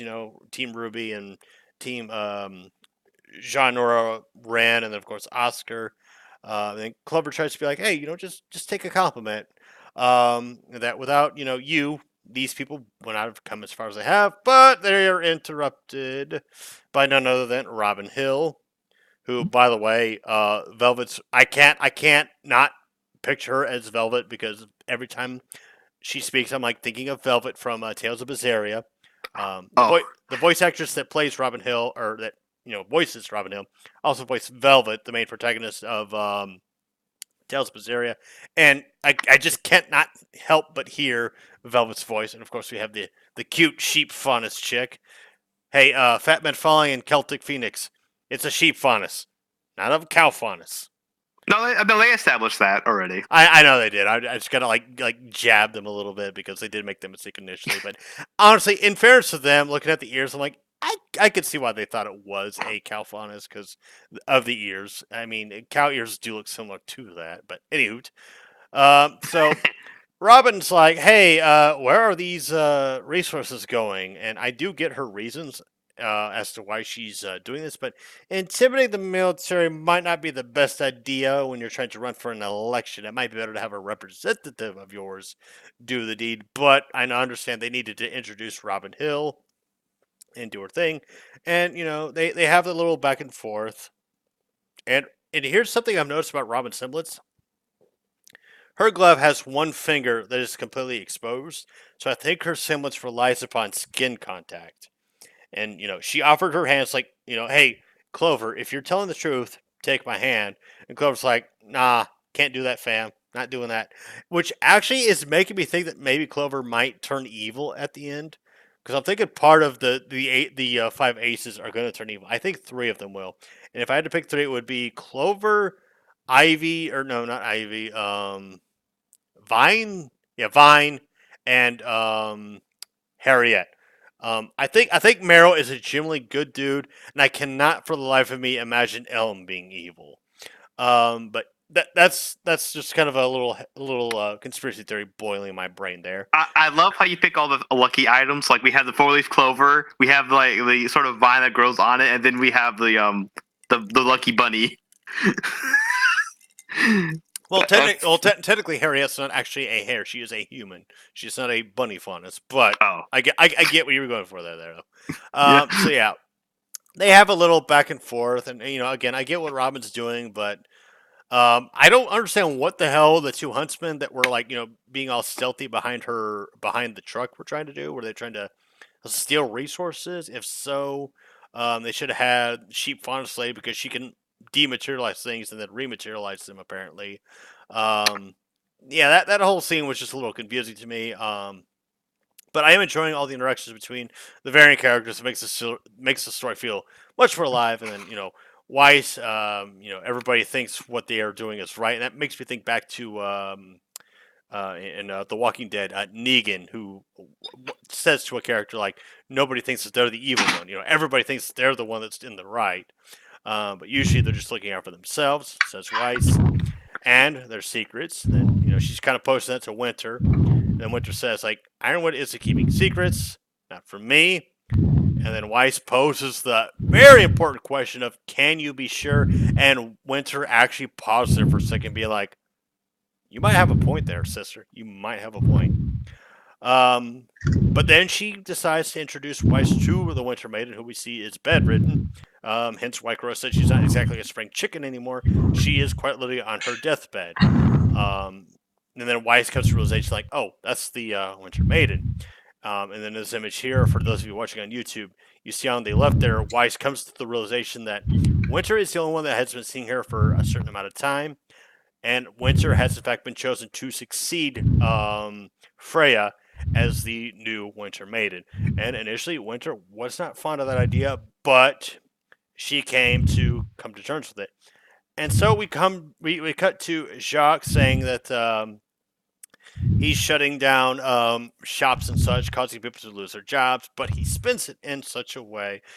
And again, I got to harp on Celtic Phoenix and Fat Man Falling. I want them to Sorry, understand. that's my dog. No, you're fine. I want them to understand like why he did with it. And now I haven't watched their reaction to episode 7 or episode 8, so they might have actually come around to figuring out like, oh, that's what Chuck's doing. So this isn't a diss on them in any way, shape, or form, but this is just me trying to explain what Chuck is doing and why it's a brilliant idea.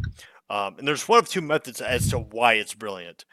So Jacques shuts down a bunch of non-essential assets, aka the shops, causing people to lose their jobs, but he spins it in such a way that Ironwood is held at fault due to the embargo. He then promises to get said jobs back if elected and poses the improbability, of Robin being able to get the jobs back. It's a slimy and manipulative move, but it fits Jacques' character perfectly. Now, the other hand of that was to make it was done so. Like, it was done to make Jacques look bad intentionally, but Watts was going to manipulate the election results regardless.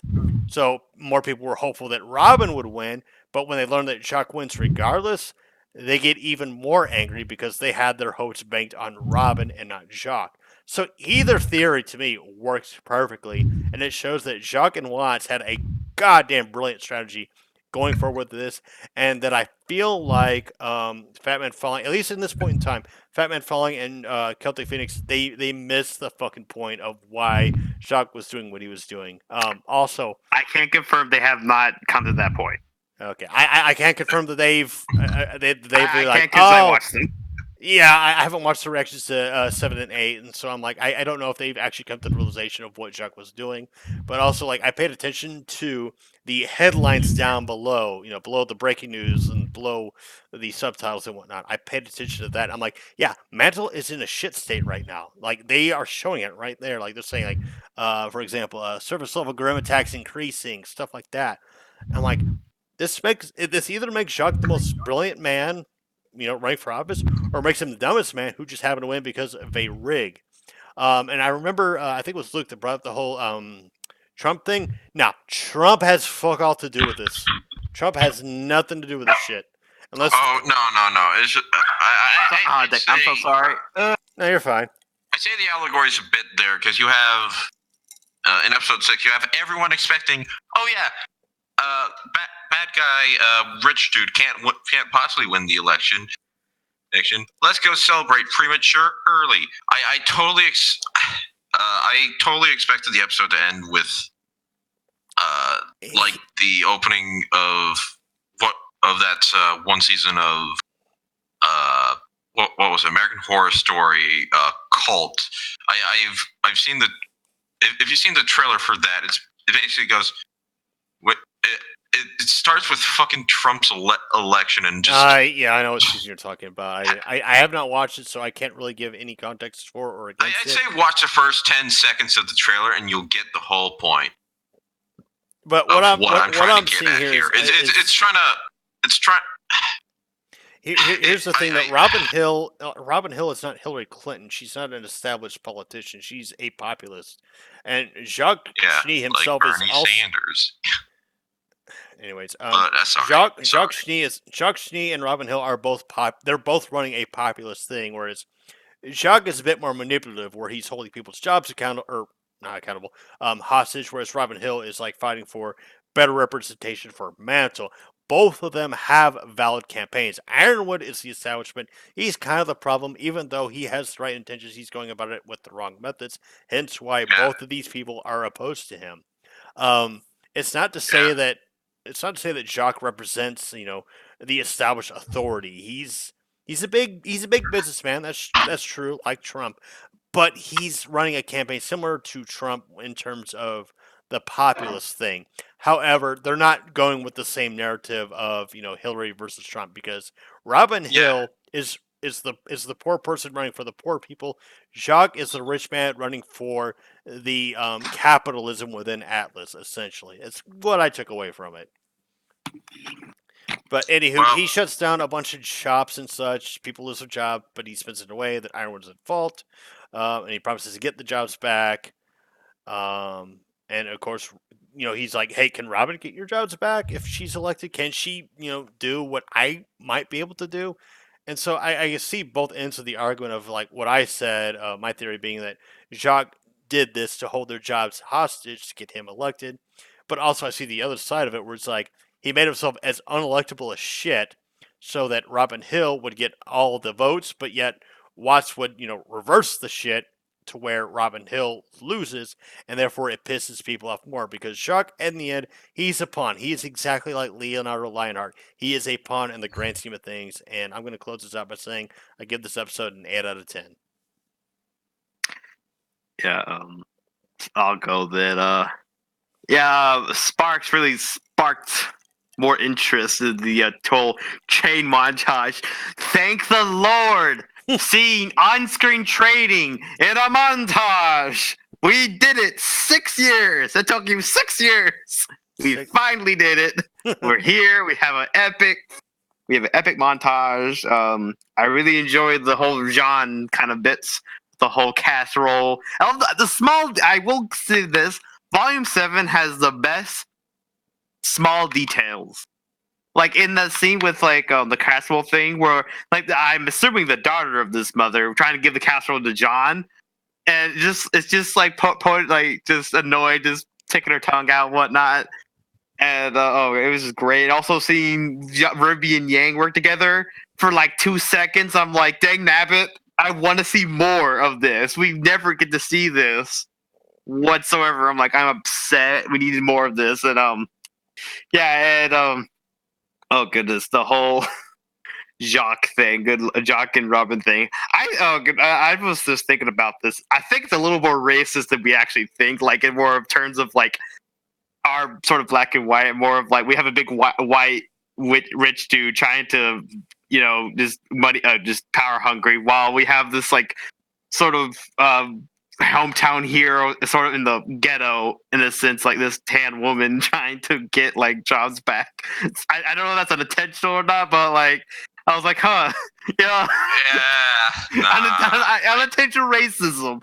But they're very good at that. I will say that. But other than that, oh goodness.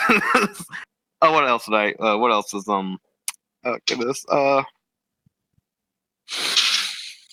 did like I like the scene with Penny and Ruby kind of talking how like they were kind of talking about how Penny's teammate of like, oh, we won't see her, whatever, and just like, oh, I mean that's fine, whatever. But I also really enjoyed the talk with Crow and Clover, and then Crow's trying to be a good Christian boy. I don't drink anymore.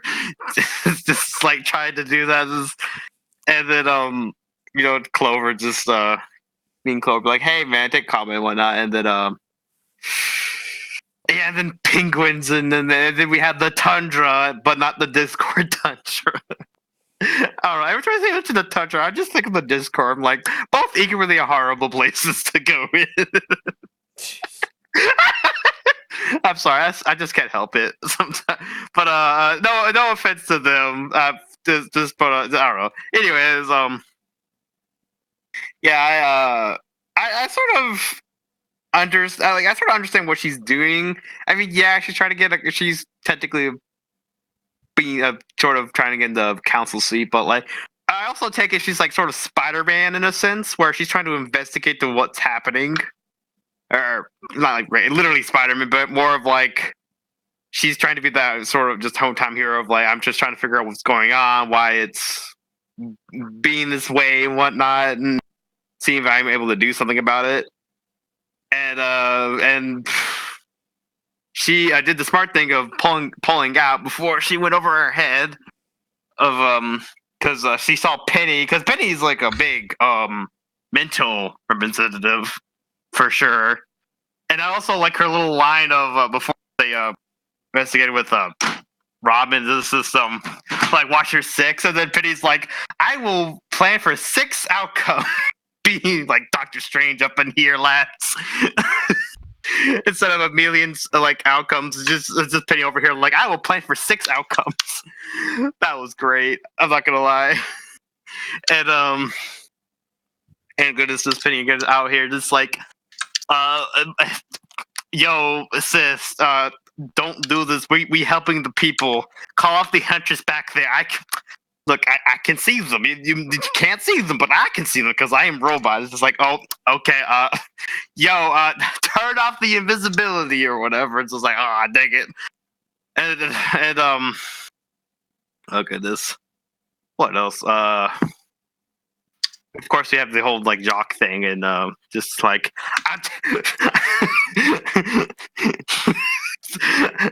oh my god, what was that like? This is like what was it? I'm trying to reference something. Jock over here is like, I'm taking your job. It's like, oh, you put stock, you stock in my stock. I'm keeping your stock. Screw you.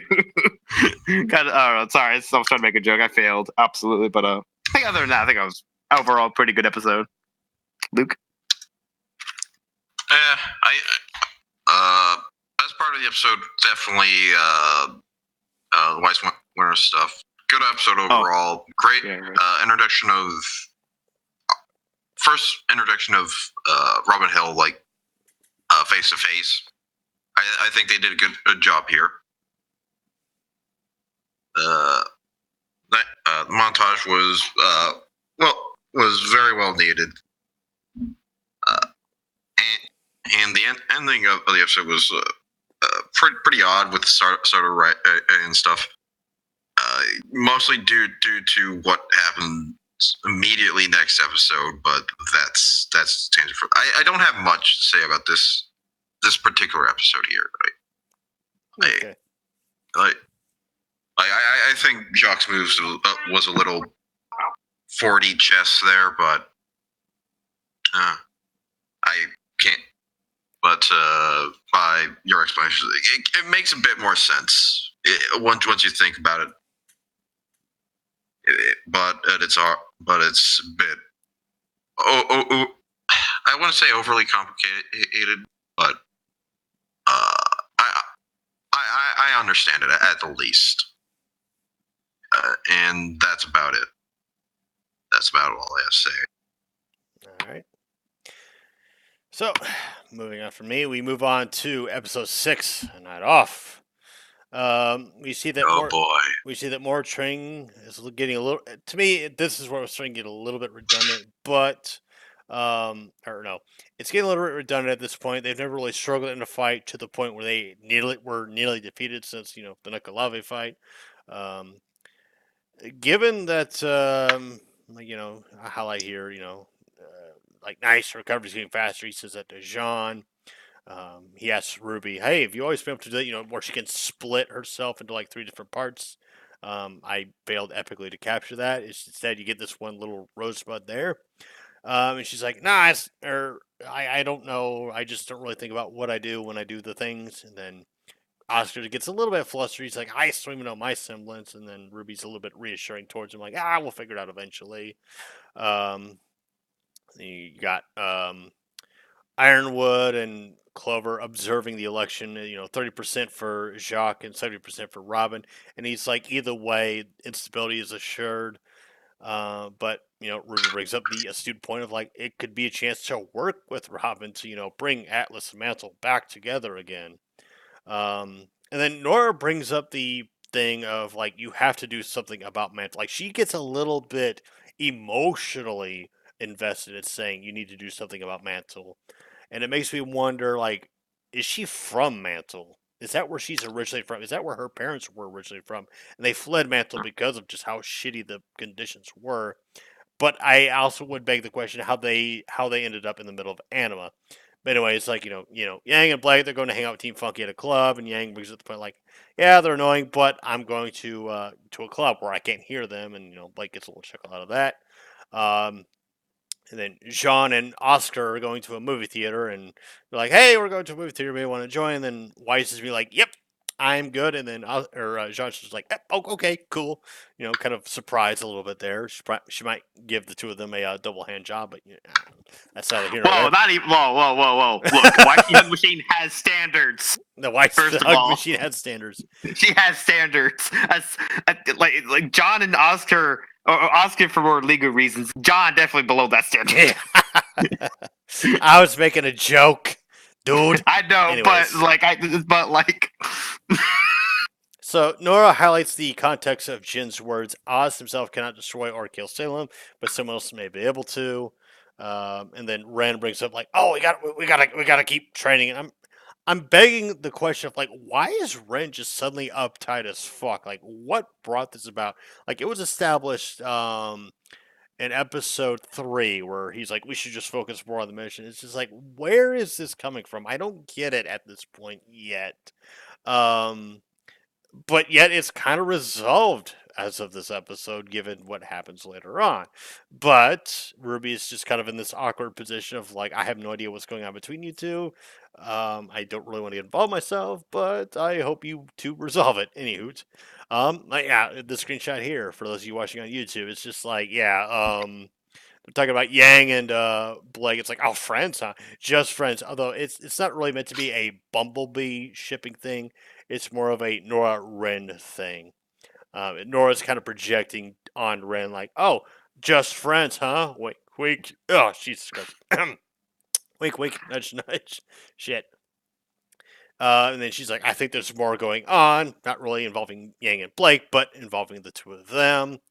And then Penny's over here like, what's going on? And then Ruby, you could just tell by her look like, I have no fucking idea and I really don't fucking care.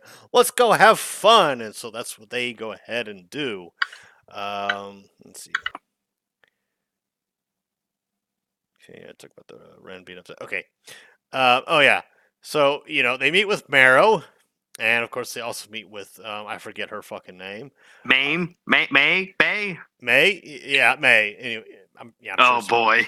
and then I like the design of May. I like her eye color, her hair color, her outfit, and everything like that. And yes, I know she's voiced by a transgender character. That's fine.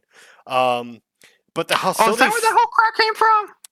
Huh. Yeah. But anyways. But the hostility between her and Meryl seemed a bit unnecessary. But Robin jumps in and is just like, "Hey, we all have to learn to get along." And then you see May is just a little salty about that.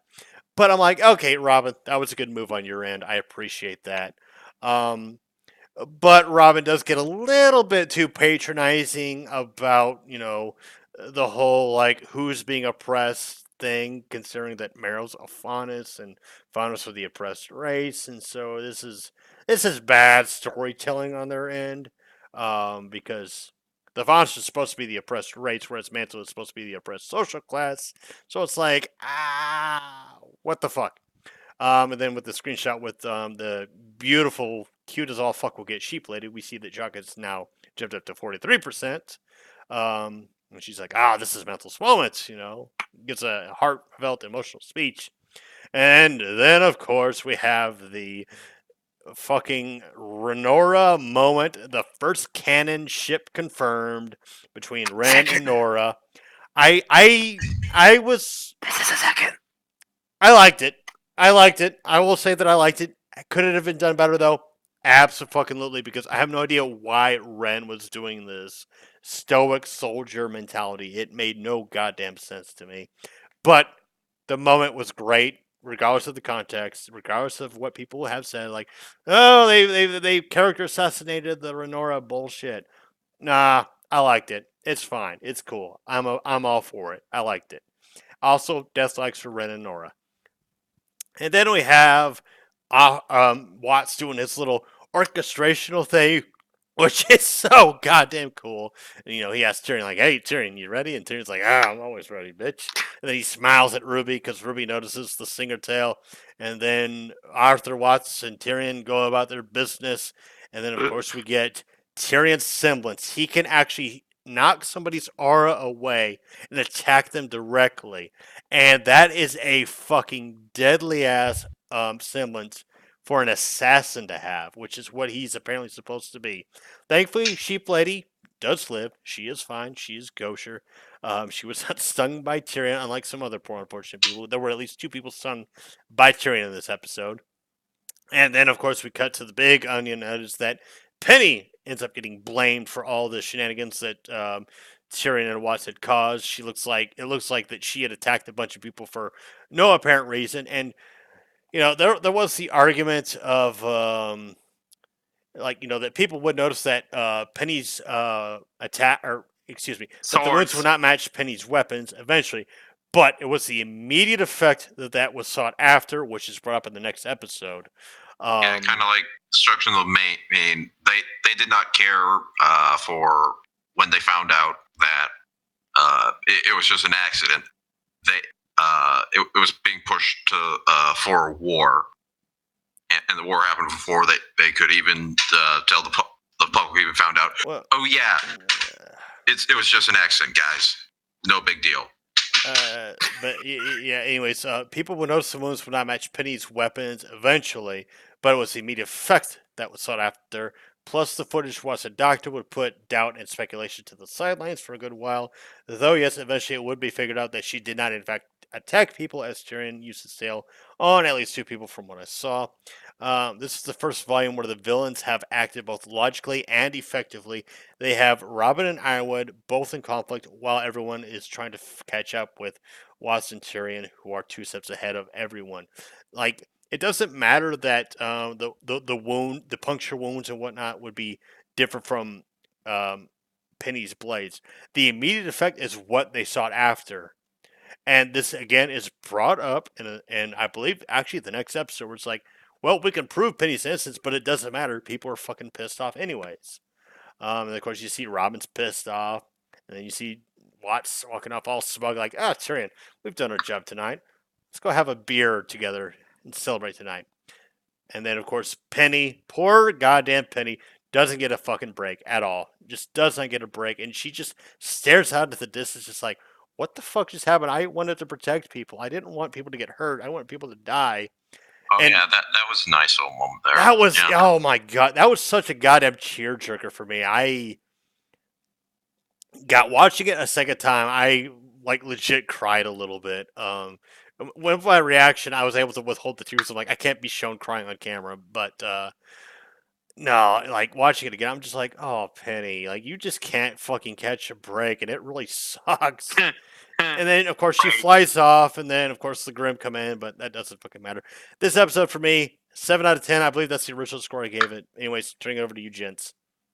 Oh, goodness. What an episode. I thought the semi, wholesome beginning, just, finishing up training, and then I was like, brother, take a night off. Do whatever you want. Woo! And, Go make some hookers. and they go off there, discuss what they're gonna do, and then the whole shenanigans happen with all of them, and because I watched the episode originally from Fat Man and all those reaction, and the screenshot that they I think Raymond paused on was was Oscar staring at Weiss with those like eyes of like, oh, I'm getting the booty eyes, you know what I'm talking about, those kind of eyes. And it's just like over here like, do you want to die? Excuse me, child. And oh my goodness. And what else? I the whole dancing thing with Blake and Yang, and then we cut to them walking towards the whatever, and then talking about the whole Ozma thing, and then Rin and Nora having a little fight and whatnot, while Rin just I guess I feel like is not really sure what's going on, or not really going. Well, I'll phrase that. Not really sure what to think, but like kind of following. Not really sure what to think for his own. Just kind of stuck in sort of the middle of like or at least just question himself with while when Nora's having really passionate feelings, being over herself and knowing how that freaking is, just like all this crap. And I don't think they're I don't know if they're originally from Mantle. I think she just knows, like, she was an orphan herself and whatnot. So I think that's where she was coming from mostly, personally. But and they have their old shenanigans while Rin's just over here being just like, gotta focus on the mission, gotta keep training and whatnot. And I kind of like that for Rin. I mean, I feel like fits his character to some extent. Like, because he's always a quiet one. I feel like he was straight shot of like the people like out of Team Juniper for the mission anyway. So I think it makes sense, but like could have been done better, absolutely. But yeah.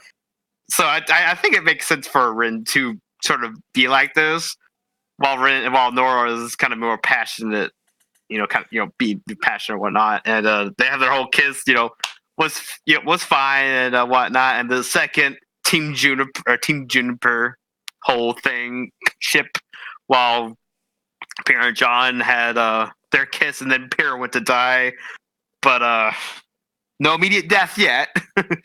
Thank goodness. I think both of them are gonna die. Yeah, I think Nora will die to Tyrion, and I think fucking shit. Sorry, Ren? I'm having like a brain aneurysm. Oh, Ren. I think he will die fighting. Is what he will die, quote, committing suicide, but not actually committing suicide. Yeah, no, the whole what was it, the Team Juniper theory that was going around. Yeah, I know you're talking Nora about. will die to Tyrion. Ren will die fighting against Tyrion. Like he might even land the killing blow against Tyrion. Yeah. Oh goodness. But he does die in the end. That would be poetic and then we have the whole dead milfs up in the house. What? Oh my lord! It's and I'm over here. Like, care, and especially whenever Tyrion was like, "Chickadee Spoody, I'm coming for the sheep." Yeet! Just like I don't care about the sheep. I'm sorry. Just like she has done nothing for me to care. Besides cute design, that's it. She's cute as fuck. That's the only character. That's literally the only. That's it. Like, in fact, when Penny got friend, I'm like, yay! Just like yes. That my initial reaction because oh goodness, if for anyone that's watched the episode 1 react on Lucas' channel, I was all like, I'm gonna kill Penny. I was apathetic because I saw it coming from a mile away. But I didn't really see it. But I'm kind of over that whole phase of just that. But yeah. So I'm just over here like I mean, yeah, pretty. Yeah, Penny cannot get a break. Volume 3. And oh my goodness, and then they had to pull away. But before that whole thing with like what was it, Robin Hill and whatnot. I kind of like. I'm kind of agreeing with Ninja here when I say this because Ninja. This is where I usually got these ideas. It's like, I mean, yeah, we have Robin Hill being, sort of the good politician or good sort of runner up, quote unquote. While she still has, sort of, she has her agenda. She has, she has a goal, and she's gonna, she has what she wants to do or whatnot. She has a goal and agenda and whatnot. And so, but with the whole like scene with America, Good Boy and Robin Hill, I think was also really good because it's just the whole that whole just interaction and whatnot. And then we have the whole Manticore coming in, facing the camera, and then black screen. It's just like, oh boy, and okay, so I think that's it. Side note, I didn't really like Team Coffee. Team Conky. I like how fresh Flint and like Neon looking. I also like the other two. As a bit of a side note, I wasn't a big fan of Neon Cat's haircut, but yeah, otherwise, I'm glad to see them again, regardless. Absolutely, I especially love Flint's like outfit. He looking fresh, like absolutely 100%. Anyways, I think I'm done. Luke. All right. Well, was gonna go on massive spiel all about politics and the whole election thing. That I start the last one, but we're running low on time here, and so I'm just gonna say it.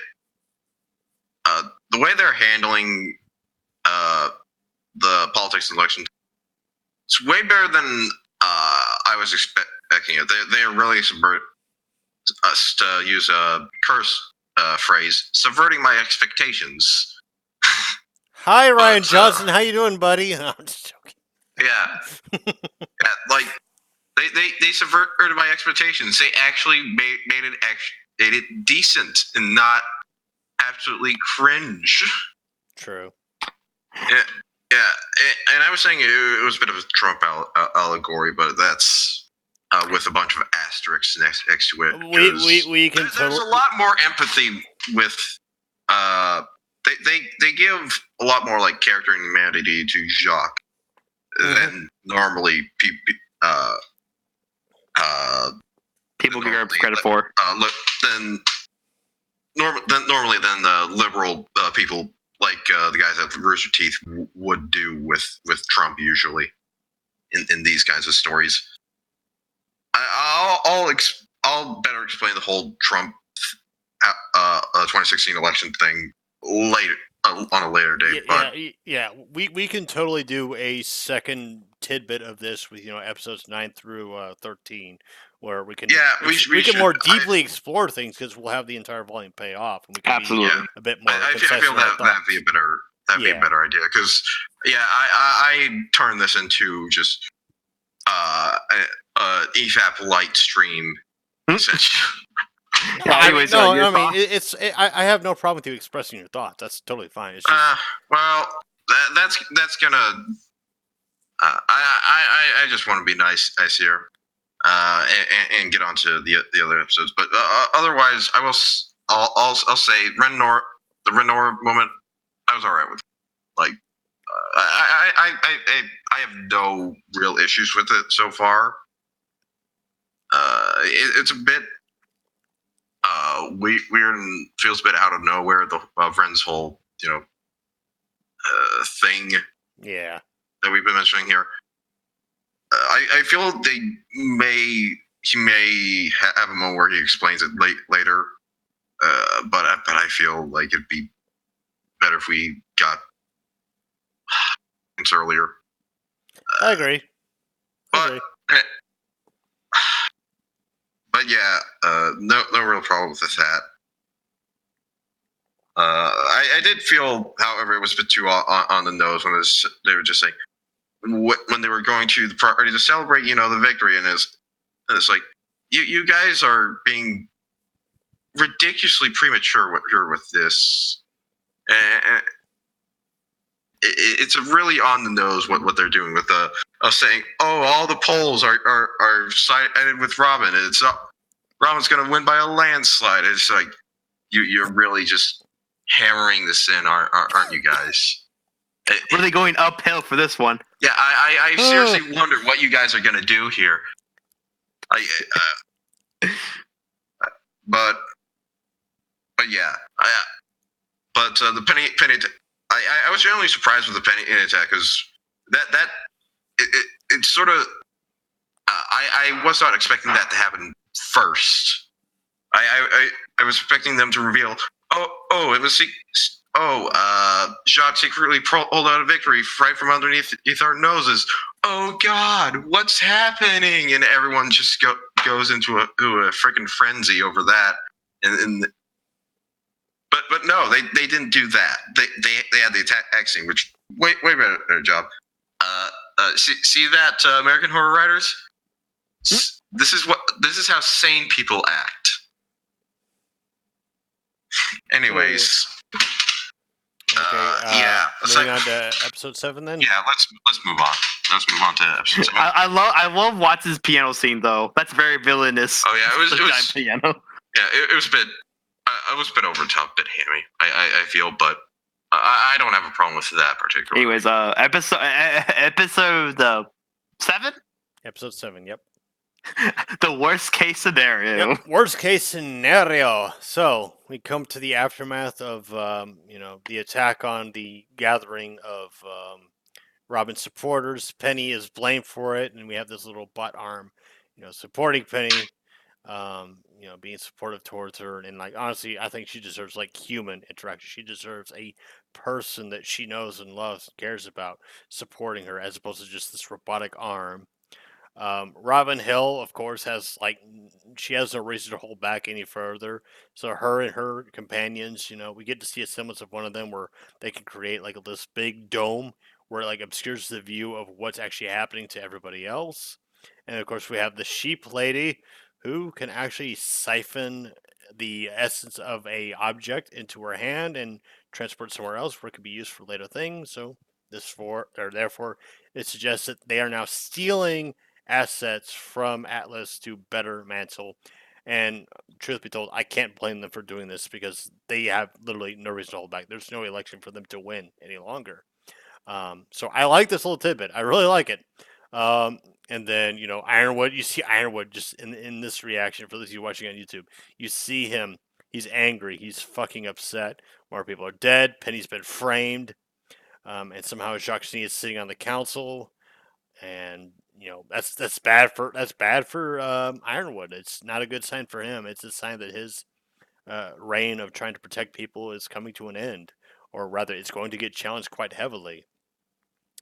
And then, of course, since Robin Hood has made her more militant stance, the companies within Mantle have said, like, yeah, sorry, we're not supporting your project anymore, Ironwood. So the Amity project has been permanently stalled until they can come to an agreement with those within Mantle. So Mantle is essential to the Amity project. And Winter makes this line piss me off because I'm like, how much further are okay, you suggest declaring martial law, but yet you're already suggesting a curfew and no public gatherings are allowed. On top of the fact that Atlas military is being posted all over the place. Like Winter might be a good soldier, but she is not a good mitigator when it comes to this. Keep pushing people harder and harder, and they will push back. You think Robin's the start of the things? Oh, you got another thing coming to you, Winter. This is why Winter should not be in a leadership role. She doesn't understand people. She understands the mission, but she doesn't understand people. And then Nora has this little outburst, like, you're not actually considering that, are you? Winter brings up martial law, even though I think martial law has already been asserted. But, Nora brings it back up. And Ironwood's like, yeah, I might consider it. I mean, it's a necessary evil to an end. But then Nora says the dumb fucking line of, "You're not the one having to struggle." And I gotta really lay into the writers on this one. Ironwood sees it as a necessary evil, as I said before. But on one hand, I agree with Nora, and that this will make matters worse. But she lost me when she said Ironwood was not the one struggling. If anything, he is the one struggling the most, given that he has to make all the decisions for the benefit of the nation as much as possible, on top of the fact that he is the de facto leader of Oz's inner circle. If Nora is not from Mantle, then this outburst made no fucking sense at all. Had it been, say, Blake or Yang, because, Blake understanding what oppression is, quote unquote, because the fathers are, quote unquote, oppressed, or Yang, who was rebellious towards authority, I'd buy it. I'd fucking get it, but why is this coming from Nora? And unless she is actually from Mantle herself, this outburst is fucking bullshit. And she says they're bearing it, all of it. No, they're not. Ironwood's bearing it. Nora, give credit where credit's due. Ironwood's he's the one making all the decisions, you dumb twat. Get a grip. Now, she does say you can't force people to fall in line. Agreed. I 100% agree with that. I don't think martial law, whatever the definition of martial law is, it's a totally bad idea. You do not want to make them feel like they're the bad guys. You don't want to oppress them any further than they are. You don't want to clamp down on them any harder than you already have. That makes sense. However, Nora being the one to do this, unless she's from Mantle, I don't get it. And then Ruby brings up the astute point of, this is the kind of division that Salem wants. And this is exactly what Tyrion and Watts are doing. And Ruby gets it. She fucking gets it. We also get a little bit of background on Tyrion. I did not get to read the articles or anything like that, but Tyrion is from Anima, and it seems like he is a known serial killer. Ruby suggests telling the people of Mantle that Tyrion is loose, and Clover astutely points out that, that would be detrimental because it would raise the fears of the people further, knowing that a serial killer that we don't know where the fuck he is now loose killing people. So Ironwood decides to, Nora, of course, says, I am so sick of secrets. And I don't blame her. I don't blame her for being sick of secrets. But again, this outburst is just weird. This would make more sense coming from Yang or Blake, not Nora. Why Nora? And again, I'm waiting for a payoff because this payoff could come off later where she is in fact revealed to be assistant of Mantle. or something like that. So Ironwood decides to arrest Robin, but will offer her a deal of some kind if she gets Mantle to cooperate. Basically, hey, we're gonna arrest you, but if you can, get Mantle to like fall in line, we'll treat you kindly and we'll treat them kindly. Norrigan has an outburst, but is shut down. You see the frustrations brewing on hot here. Ironwood is losing control of the situation. A plan is devised. I got a little bit redundant here. Like discuss. Oh wait, no, I'm getting ahead of myself. And then you have Ren do this thing where he's like, "Yes, sir." It's like, come again? Like, why? What? What's going on here? Anyways, we move on to Clover telling Yang and Blake a little plan that they have devised to capture Robin by baiting her. Hence Ironwood's, original plan of like capture her, give her a little bit of an outing and whatnot. And then Yang and Blake discuss telling Ironwood or not about Salem being unkillable and if they should have before he put such a stock in Amity. And that's a fair point to bring up. I do like that. And they also bring up how far they'll go to do the right thing. And Blake seems to indirectly imply that she does not feel good about herself for killing Adam. And Yang shares that sentiment as well, but he was hell-bent on killing Blake, and then so an argument could be made that it was entirely in self-defense on Blake and Yang's part, like that both of them aren't so with their morality regardless. Like they did not feel good about the fact that they had to kill Adam. They prefer not to kill people. They want to kill Grimm. They want to protect people. I like that shit. That's good stuff. So Pietro points out what I said earlier. It was the immediate impact. And here he says, but the damage has already been done. And Pietro points out what I said earlier. It was the immediate impact that made Watson Tyrion's plan work effectively.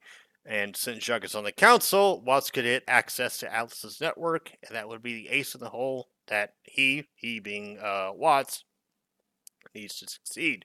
And of course, little joke here. Maria brings up like technology and all this other shit. Like, what happened to the days when people just fought each other to the death? Like, what happened to the simple old days? I got a little chuckle out of that.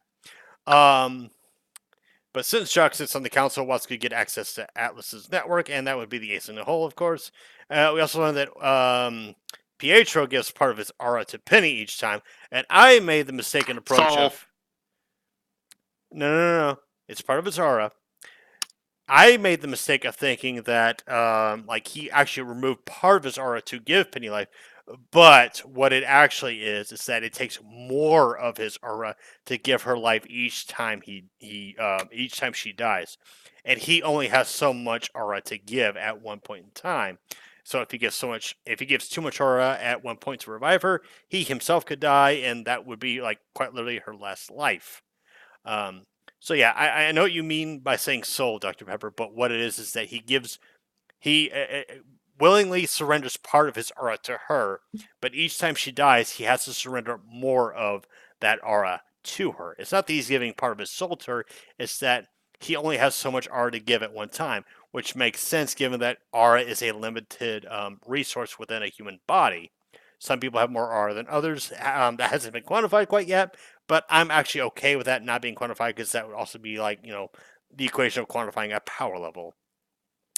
But I harped on this and saying that it was stupid at first in my reaction, and I'm gonna dial that back saying that like I get it now. I get this. I get the mechanics behind it. Is that he only has so much aura he can give at a singular point in time, and if he gives too much at one time, he himself will die, and that will be Penny's last quote unquote chance. However, I also have a theory to go with that. Is that Penny may become the next Winter Maiden, either by circumstance or if Winter dies before she herself can become the Maiden. I don't know how dark Rooster Teeth is going to go with, the possibility of cutting Winter or not, but we shall see. And then, of course, Weiss is like theorizing, all the involvement that Jacques may or may not have. Yeah, and then you have here Pietro saying it takes a little more each time. And then we have the photo here where Watts was once a part of the science team behind, projects for Atlas. And then, of course, Pietro's got taken priority over, and Watts, I guess, got sidelined to whatever. And then we have Robin Semblance as a lie detector. And I did notice that one of her fingers is open skin. And that, I think, is how her semblance works, is that she has one finger that's not gloved, so she has skin contact with one person. She's able to use her semblance effectively to determine if somebody's telling a lie or not. Do I still think it's lazy writing? Kind of. But do I like the attention to detail where it requires skin contact? Yes, I actually do like that. I really, really like that. And so you have a little bit of trust built between Robin, Blake, and Yang. So there's that modicum of trust. But anyways, we fast forward to Atlas's underground chamber, and it reminds me a little bit of if either of you have seen, or if any of you on YouTube watching have seen Disney's Hercules and seen the underworld where Hades rules. It reminded me a little bit of that for some reason. I have no idea why. I think it might have been the color scheme and whatnot, but it reminded of that. Yeah, uh, with the massive stone walls, just spiring up it to that, just cavernous Well, feel. I was thinking more. I was thinking more of the. I was thinking more of the color scheme, but yeah. So we are told that the staff is what keeps Alex afloat above Mantle, and I'm like, that's kind of foreshadowing that Alex is going to come crashing down into Mantle. All right, and then we have Oscar pointing out that Ironwood chooses to achieve his ends regardless of his means. He will end up losing, and that's what makes him different from Salem. Ironwood felt helpless during Beacon and refuses to feel that way again. He is acting on fear from PTSD, which is a recipe for disaster. Oscar says it's fine to be afraid, but he cannot let fear rule him. Ironwood refuses to be like Lionheart, but saying it and showing it are two different things. And Jacques seems to be bidding for Ironwood's removal from the council. If he is ousted, that will free up 2 seats, and Jacques will be, for all intents and purposes, its functional leader. And this episode I gave a 7 out of 10. You gents, take it away from here. Yeah, we have the aftermath. We were like, oh my lord, everything went wrong. And Nora's like, and just like, look, calm down, puppy. Just sit down. and then Clover's all like, Robin took another one again. We have this sheep over here with a black hole. I'm gonna take your dust. I'm gonna take your truck. I'm gonna put it in a fucking whole dimension. Well, I have a force field. For the visible force field, surrounded it, right? And then we cut to Pietro Father, like, oh, they done did it again. They done framed my father, frame my penny, and I gotta take part of my soul. That way, that could create an aura, because aura is the blood of the soul, and the soul is what creates the aura. And I could have sworn Ruby was all like, you give part of her soul. Not the aura, because I think aura. I feel like aura is just sort of like blood. Like, yeah, it's just like you can't give too much blood, but like, I feel, anyways, it's just like And then Pietro's was like, so I gotta have part of my soul to my daughter, and to keep her alive, rebuild her, and I can't do it again, and whatnot, and that whole spiel. And then Watts is turned out to be a part of that whole thing, and then later on they make a plan of like, I was like, all right, Yang, Blake, you're gonna go in truck, you're gonna go capture her, we're gonna make her a deal and whatnot, and so they go in the truck and they're doing the whole spiel and whatnot, and they're talking about like whether right or not. I really like that actual character development, character interaction, something we've been missing in RWBY for so long. We have it now. We have something. Just like, thank you. Something I can make me believe they have a relationship. They actually talk about things, right? And then of course they inevitably get found by Robin and them, and then Robin and all of them go to check out the truck, even though I could have sworn last time they just took the truck and I really checked it out. Yes, they threw out the people, but they took the truck. I would have kind of, I don't know what y'all think, but what I would have like kind of happened is if like the sheep girl accidentally took Yang and Blake with them, and Yang and Blake are just trapped in like this pocket dimension trying to just survive, like fight to survive. I don't know, that'd be kind of cool. just and then they finally get popped out. They just see like these two weirdos, like, what the heck are you doing in here? But no, instead we have Robin discovering them, and then they all scatter like something like they scatter or whatnot, and then they go after Yang and Blake go after Robin with a pretty neat fight, I will say, pretty cool semi fight, and then they Yeah, I liked finally. Sort of tell the truth, or sort of like more of like, hey, Ryanwood's trying to help, like, trying to build a satellite to tell everyone something. Well, yeah, they show that Ironwood is being honest in his like decisions, so she at least has that idea in her brain right now. Anyways, sorry. Yeah, it's okay. And then oh my goodness, I love the sort of the fisticuffs sort of nickname that insult that was great. I liked that too. Yeah, that was great. And then and then and then Robin's like, touch me. He's like, what? No, come over here and hold my hand. I can see if you tell the truth or not. It's just like, oh, okay. Just like Armin's trying to help people, and then they found. I was like, oh, that's true. And then and eventually they part ways because they eventually catch up. But what else happened after that? Oh, I don't remember. Or was that it? Hold on, let me my screenshots. Oh yeah, Oscar and Ironwood have their little. Yeah, right. And then we had a plot of Sonic, the pre-plot of Sonic Adventure, Sonic the Hedgehog 3, where we found out the Master Emerald is making the island float, and if that thing falls, Angel Island falls, right? And then just Oscar's like, brother, I play Sonic the Hedgehog 3. This is not gonna work. It's just like, no, this is gonna work. We're gonna be fine. Yeah, there's a lot of foreshadowing going on here. Yeah, and I say Sonic 3 in specifically is because like the staff is acting like a Master Emerald, because like in the Sonic lore, the Master Emerald keeps that island afloat, while in RWBY we have the staff keeping the island afloat. So basically this has turned into Sonic 3, Sonic 3 plot. This is what it has turned to, and then the whole spiel is just like, and then at the end of the episode, finally remember we have I think it was Winter or someone giving Ironwood a letter for the dinner. Yeah, the dinner invitation. Yeah, and someone made an edit. What was it? Murder of Birds made an edit of a Smash edit because it basically did the exact same thing that Smash has done for like new characters. So Ironwood's in Smash 5 apparently. That's a joke. That's a bit of a joke. And then we lead on to the next episode where we see that. Oh goodness. I think that's it. Luke. Well,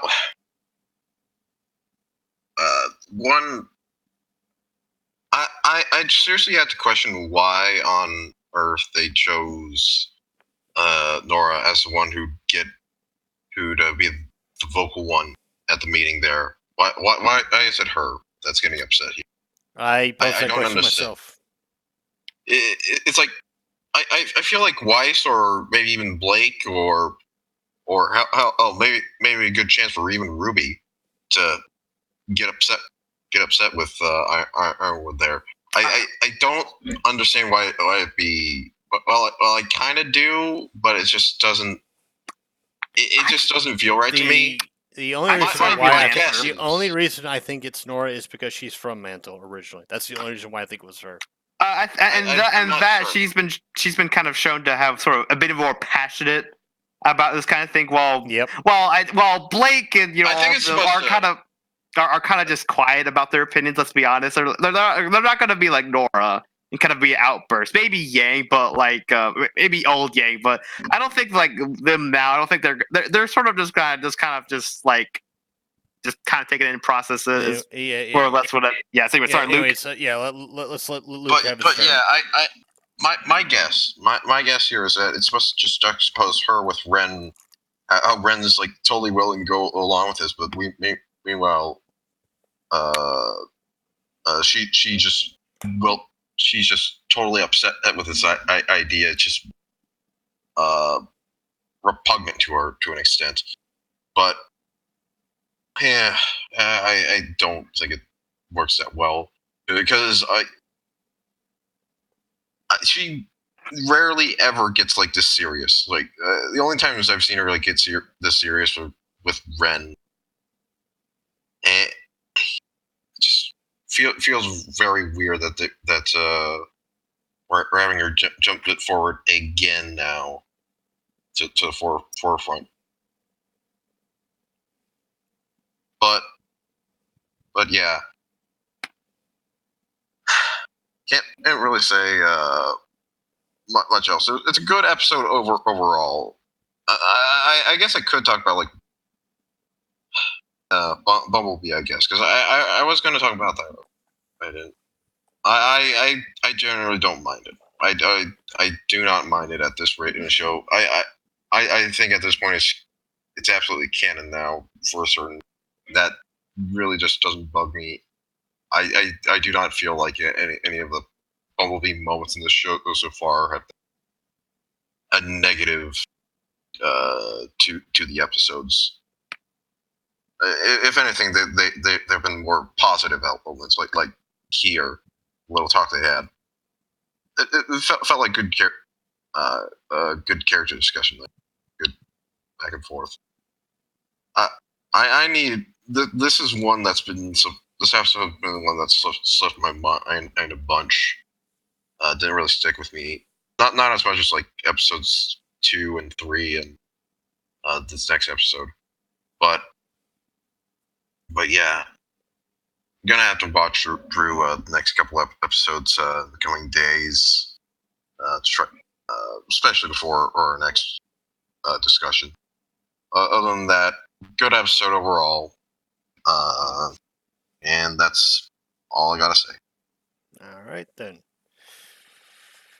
Next, we move on to the latest episode, Quarterly Invited, and I'm going to get through this as quickly as I can because I know we've been here for quite some time. Oh yeah. And I appreciate you, gentlemen, for your time and whatnot. So, publicly, Jacques wants to establish good relations with Ironwood, but in reality is trying to, defame him in front of his colleagues, the other councilmen. Ruby seems naive to this, which fits her character. She's street smart, but she's not, cunning like a politician. Weiss correctly speculates that Jacques will sell out for power. Ruby suggests Weiss snoop around. We also learn that, well, before we learn that, we learned that, like, Ironwood's like, hey, you want to smile for the camera? And then Winter says, like, hey, with all due respect, you'd have to pay me to smile for the camera. And I love that little tidbit. But we learn that Klein was unfortunately fired for helping Weiss. It's a tragedy, but it is what it is. And of course, we have the reinforcement that, Crow no longer drinks. He refuses wine that was offered to him from a butler. Then we have Whitley encounter Weiss kind of taunting her, like, oh, why'd you come back here just to come crawling back? It's like, or why'd you leave here just to come crawling back? And, it's like, being a dickhead. All right, so Jacques, of course, greets Ironwood, greets him politely. It's like, hey, have a seat. But then he tries to also butter up Robin by being polite and endearing towards her while throwing shade at Ironwood. He points out that Penny being present, which honestly was a bad call on his end. Ironwood assures them that she is under his that she is under his control, which Jacques pivots to pointing out how Ironwood has acted like a dictator at this point. And, it's not a good look. So next we move on to Jean, Ren, and Nora. They plan a scheme to get Whitley away from Weiss by having Nora spill food all over him. Nora ends up spilling the food on a woman attendee. Oh, God rest that poor woman's dress. Which accidentally dumps her wine onto Whitley, thus freeing Weiss to snoop around. And you could tell that, like, Weiss right there was, like, trying to hold back laughter because of just how embarrassing that was. And then Whitley's just like, yeah, my new hair dye, it ain't working out as I thought it would. So he dips out. Also, the food just fucking disappears. It's nowhere to be seen. Again, you can rewatch the episode. The food just disappears. It's like it might have been self-cleaning and or magical. It might have been magical food that just cleans itself. You never know. But anyways, moving on. We have the council that berates Ironwood for his authoritarian means of ruling.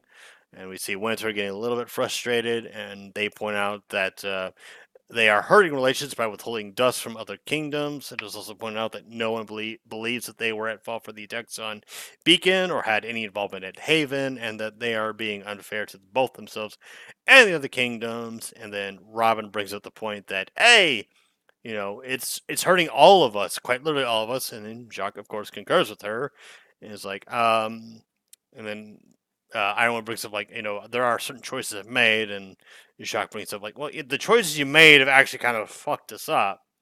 And he brings up the point of like, well, have you figured out who was sliding the civilians down a mantle, namely the people that are criticizing you? Clover responds with, hey, that's an ongoing investigation, and the details of which are classified, he's afraid. And Jacques is like, oh man, that list of classified information is growing ever so tall.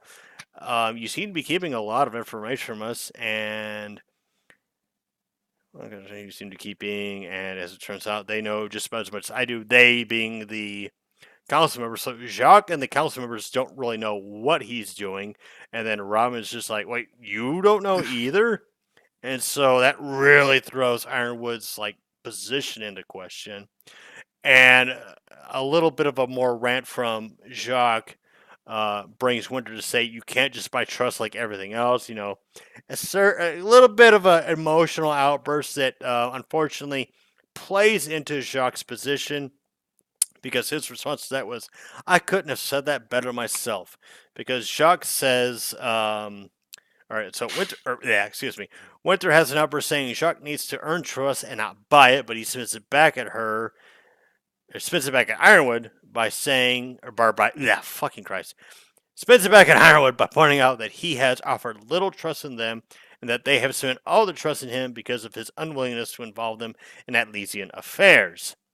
We also get to meet Willow for a quick second. We also have the two of them that are. We have Willow saying that he might be doing something wrong, something very wrong. We see Willow take a big ass drink, and Weiss just look kind of sullenly down at the ground, being unsure how to react to this. And she informs her being Weiss, that he started locking his home computer. And they bring up the camera things. I think my fucking Bandicam has gone out of order here. But she says that she's put all the cameras in every room of this house because she is scared of what he might do. For our safety, in case I ever needed to. And in this case, just act against Jacques' knee. Willow does not trust Jacques. She does not trust her husband. They've had a very unhealthy relationship. And she poses the question to Weiss, like, you haven't come back to stay, have you? And Weiss is like, no. And Willow is quite bittersweetly says, like, good. But as soon as she says good, you see a tear fall down her right eye. And it's just like, I wish you were here to stay, but I get why you aren't here to stay. And for the sake of your sanity, I'm glad you're not here to stay. And then she gives Weiss the phone, or the scroll, excuse me, of the meeting between Arthur Watts and Jacques. And then before she leaves though, she says, hey, don't forget about your brother. And Weiss responds with, Whitley wants nothing to do with me. And then Willow says, well, of course not. You left him alone with us being her and their father. And that really sheds light on the fact that Whitley is somebody that should be pitied. He's somebody that we should feel sorry for, because it's not his fault that he is the way that he is. It's, Winter wanted to escape. Weiss wanted to escape. Whitley was never given the chance. He didn't have the semblances. He didn't have the combat prowess to escape. And so I actually feel bad for Whitley. I feel like Whitley was put into an unfair position. And I don't blame Weiss or Winter for it. They wanted to escape of their own accord. They were in an abusive relationship with their father. They wanted to get out. And the more that, once Winter left and once Weiss left, Willow's condition deteriorated. And so Whitley, unfortunately, had to bear the worst of it all. And that's why he is the way that he is. And so I can't help but feel bad for the little dude. And so Weiss looks at the thing. It's like, oh, I see Watts. And she's like, who are you? I'm like, give that to Ironwood and you will find out exactly who that little bastard is. Which we cut to Arthur Watts himself, the man of the hour, the biggest badass villain this show has had to offer so far. And he is seen observing Mantle. Again, great scenery shot. Love it. And then we see that he's, turned off the power grid that powers the heat within Mantle. And suddenly snow starts falling. Snowflakes are fluttering. And so we conclude episode 8. I didn't have a rating for it, but if I had to give it a rating to it now, I would probably give it about a 7.5 out of 10. Mommy, it's snowing! And, I'll, of course, wait for you two to leave before I do the episode 9, the thing. Episode 9 thing. Right. Trailer. The trailer, yeah. Anyways, I guess it's our turn on the floor. Yep. We once again have good Christian Crow. It's like, no drinking bag. I'm going this way. And then we have Whitley like, no upstairs. and then I don't remember who it was. Someone was like, don't break anything. And then John was like, what about breaking things? And I kind of wish Nora broke his legs. Yeah. But I understand why. Or at least made a comment about it. And then like sort of had like the Nora's like and then John's like, no, we can't do that. That would have been better than. But Well, then you would have like call a back, but no. you would have like a literal lawsuit against you for that. Yeah, and that would probably just even break up the party. The guest being forced out. Investigation starts. Yeah. Anyways, at least it does a comment about it. But and then of course we have little Juniper's whole plan of and then the fat lady gets the hit, and then wine spills on Whitley. Whitley was like, red doesn't look good on me. I'm gonna leave. and then Wise goes do her thing. And then we cut to and then we go to Iwood and all of them at the meeting. Which Britt also pointed out. I will say, give credit again, where there's where Iwood and all of them are on one side, while Jogga's on one side, and Ramen's in the middle. Really unsure of what's who to trust. So I think that's a nice touch, and I will agree with him on that one. They had their old spirit. It's like, you had been giving out class information. You had not told us anything. Communication's a two-way street. It's like, I have reasons, but I can't tell you. Why can't you tell us? You have big anatomy project. You have told us nothing. And then Winter doing the whole two-lady meme thing where just like, you can't buy trust buy everything else. And then John's like the cat at the end of the table. He turns that around and whatnot. That was really good. Oh, Shock and Wash are like the two best villains in this entire show. I would say Jog is more of an antagonist with just like, I want money and power, while Watts is over here. I am Dr. Watts. No. I mean, Shock is still in opposition to our protagonist. Therefore, he is an antagonist. He's not a villain per se, but he is an antagonist. But the point still stands. But yeah, and then we have Penny and Winter being like, Winter's like, I shouldn't have outbursted, and then Penny's like, it's so fine, even though it's not fine all the time. Is just have that whole scene with them. Yeah. And then we cut to I think it's and then there's this little butler right here, just like, what are you doing, Steve? I was like, I'm just I thought I forgot my forgot something. No. She said she was just looking around or something. Oh, looking around. Oh, yeah. And then does her whole thing, and then we have a sort of homage, or at least a sort of what's the word I'm looking for? When we meet Willow, it's the same exact way we met Jacques. You know how I think an homage is what you're referring to. Yeah, homage. Like, we have a literal homage in the exact same place, 3 volumes later, with Weiss looking back towards Jock, and then the camera pans to the right, and the same thing happens here with Willow and wise, and then Willow being from actually being from Castlevania and cancels I'm glad game. I'm not the only one She that looks thought like that. something out of Castlevania with that whole, at least that top of like, dear lord, she's just like.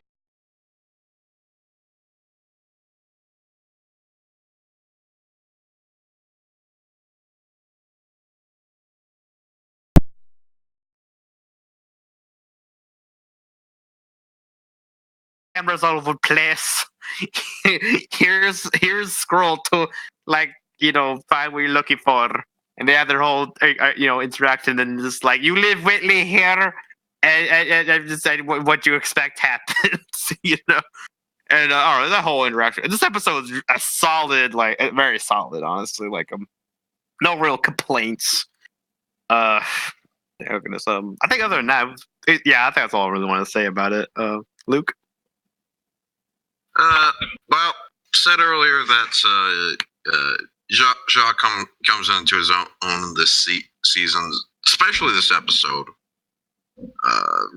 Really tears into Ironwood and his lies and shit. As Luke already went over them, but yeah, he's. I personally feel like he's a better villain, like compared to Watts here. Just I feel he's better written as a character than Watts is. He still comes off as just a mustache twirling sociopath who's it's more or just his evil deeds so far that he's got,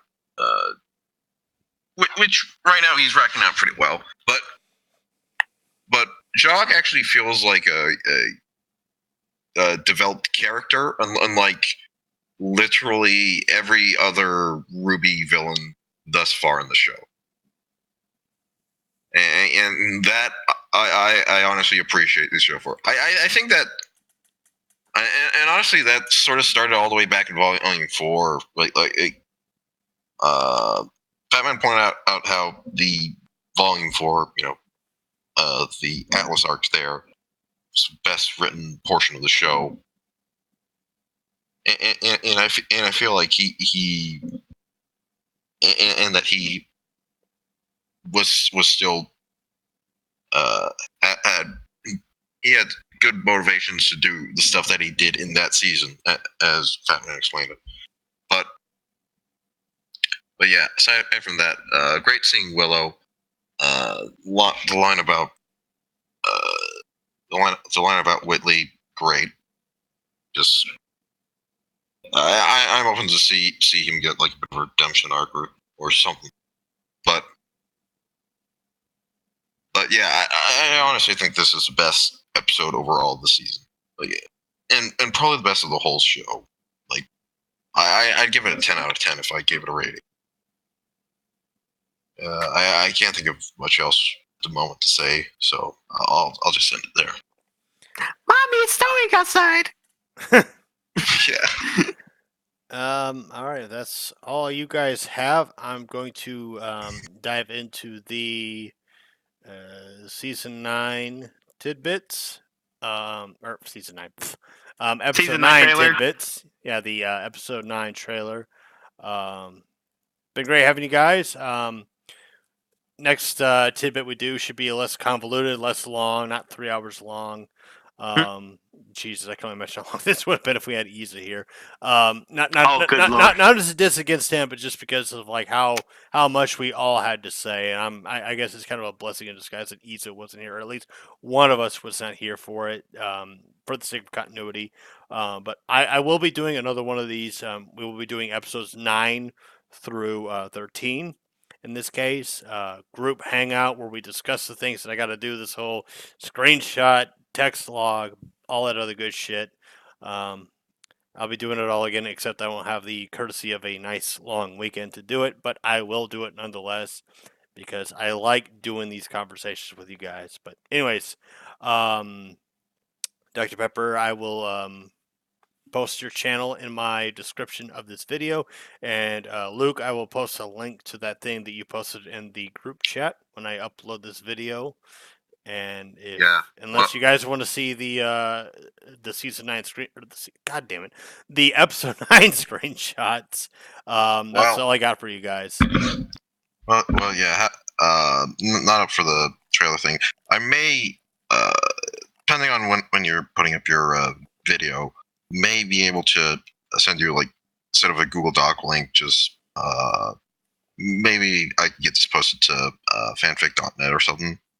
Yeah, Or- so or- this will most definitely be uploaded. Like not tonight. By no means is it going to be uploaded tonight. It'll probably be uploaded tomorrow. Oh yeah, I know that for a fact. If you're going out all the editing stuff that you're doing. Yeah. Oh yeah, good work. Good work on you there. That's it's 11 o'clock. Holy cow! Yeah. 3 hours. Yeah, it is 10 over here for me. I feel you so bad right now, Luca. Ah, we're almost 3 hours in. You're more than I 3 mean, hours. we had a productive conversation, so I'm not upset at all. Oh by yeah. it. yeah, no, I'm- it's I'm- all I- productive. This was This felt fun. productive. Yeah, this was fun, and my work paid off, and I'm happy for it. Yeah, yeah, absolutely. Yeah, I think or at least I'm gonna head out because I haven't seen the trailer, and I'd rather just watch the episode, not really the trailer for it. Same. But, All right. yeah. I guess I'll give my little outro since you're going to continue. Anyways, this has been Dr. J23. Thank you so much for letting me join on this conversation. I always have time to talk about RWBY and discuss it and whatnot. And I'll see you in the next one. Bye-bye. Yeah. Out now. All right. See you, Luke. It's Luke. Goodbye. And then there was just me. So, what I really like about this trailer, so we see here that, hold up. Actually, that part doesn't really matter anymore. The part being my little Word doc thing, because you can already see what I had to say about it, is that we have people of Mantle, like, burning a flame in protest of the fact that, the power grid, or not the power grid, but the heating grid has been turned off. We have Pietro here, and then Maria eventually joins him, and then the Atlas military comes in and it's like, hey, citizens, disperse. And you see this guy with this horrific reaction, and what he's reacted to is the citizens of Mantle like beating the shit out of these robots, just bonking them with clubs and pipes and whatnot, and he's just like, what the fuck? And then, not even a second later, we hear sirens, and the Grim cometh. And I like how this looks like Minas Tirith. If you've seen Lord of the Rings, Return of the King, this looks a little bit like Minas Tirith. But what Grim do we have charging towards us? But none other than, not the Goliaths, but the Megaloliaths. Whatever. I'm tired of shit and I'm just like ready to fucking fall asleep. But we have essentially the Goliaths, Megaliaths in this case, but they are barreling towards Mantle, just a whole goddamn horde of them. That doesn't really capture the image. Even this doesn't really capture the image, but there is quite literally like a big ass horde of them coming towards them. There are shots fired at them. The shots don't do anything from the Atlas military. And then you see like this war zone here, and that's kind of where we ended. Granted, you look at this one, it's like they're a bit more condensed together. Whereas with actually, hold on. No, actually, no. That is wow. Okay, good job, Rooster Teeth. You didn't like skew the volume of the Grim coming towards us, but the attack wasn't doing what it was supposed to. But yeah, like I'm thinking that episode 9. Also, I gotta point out, like, look here. Look at that. Why does that look like it's unrepair, or why it's under repairs and whatnot? Like the gate is like straight up open. It's what it looks like because yeah, right here on the right side of things, it looks flesh and whatnot, or flesh. What the hell's the word I'm looking for? It's looking like it's in proper state, but over on here, on this side here, it's like not so much. Flush. That's the word I'm looking for. Flush. Yeah, this looks flush. This doesn't. This looks like it's in a little bit of repair. And then you have all these Megaliaths are just like barreling down that way.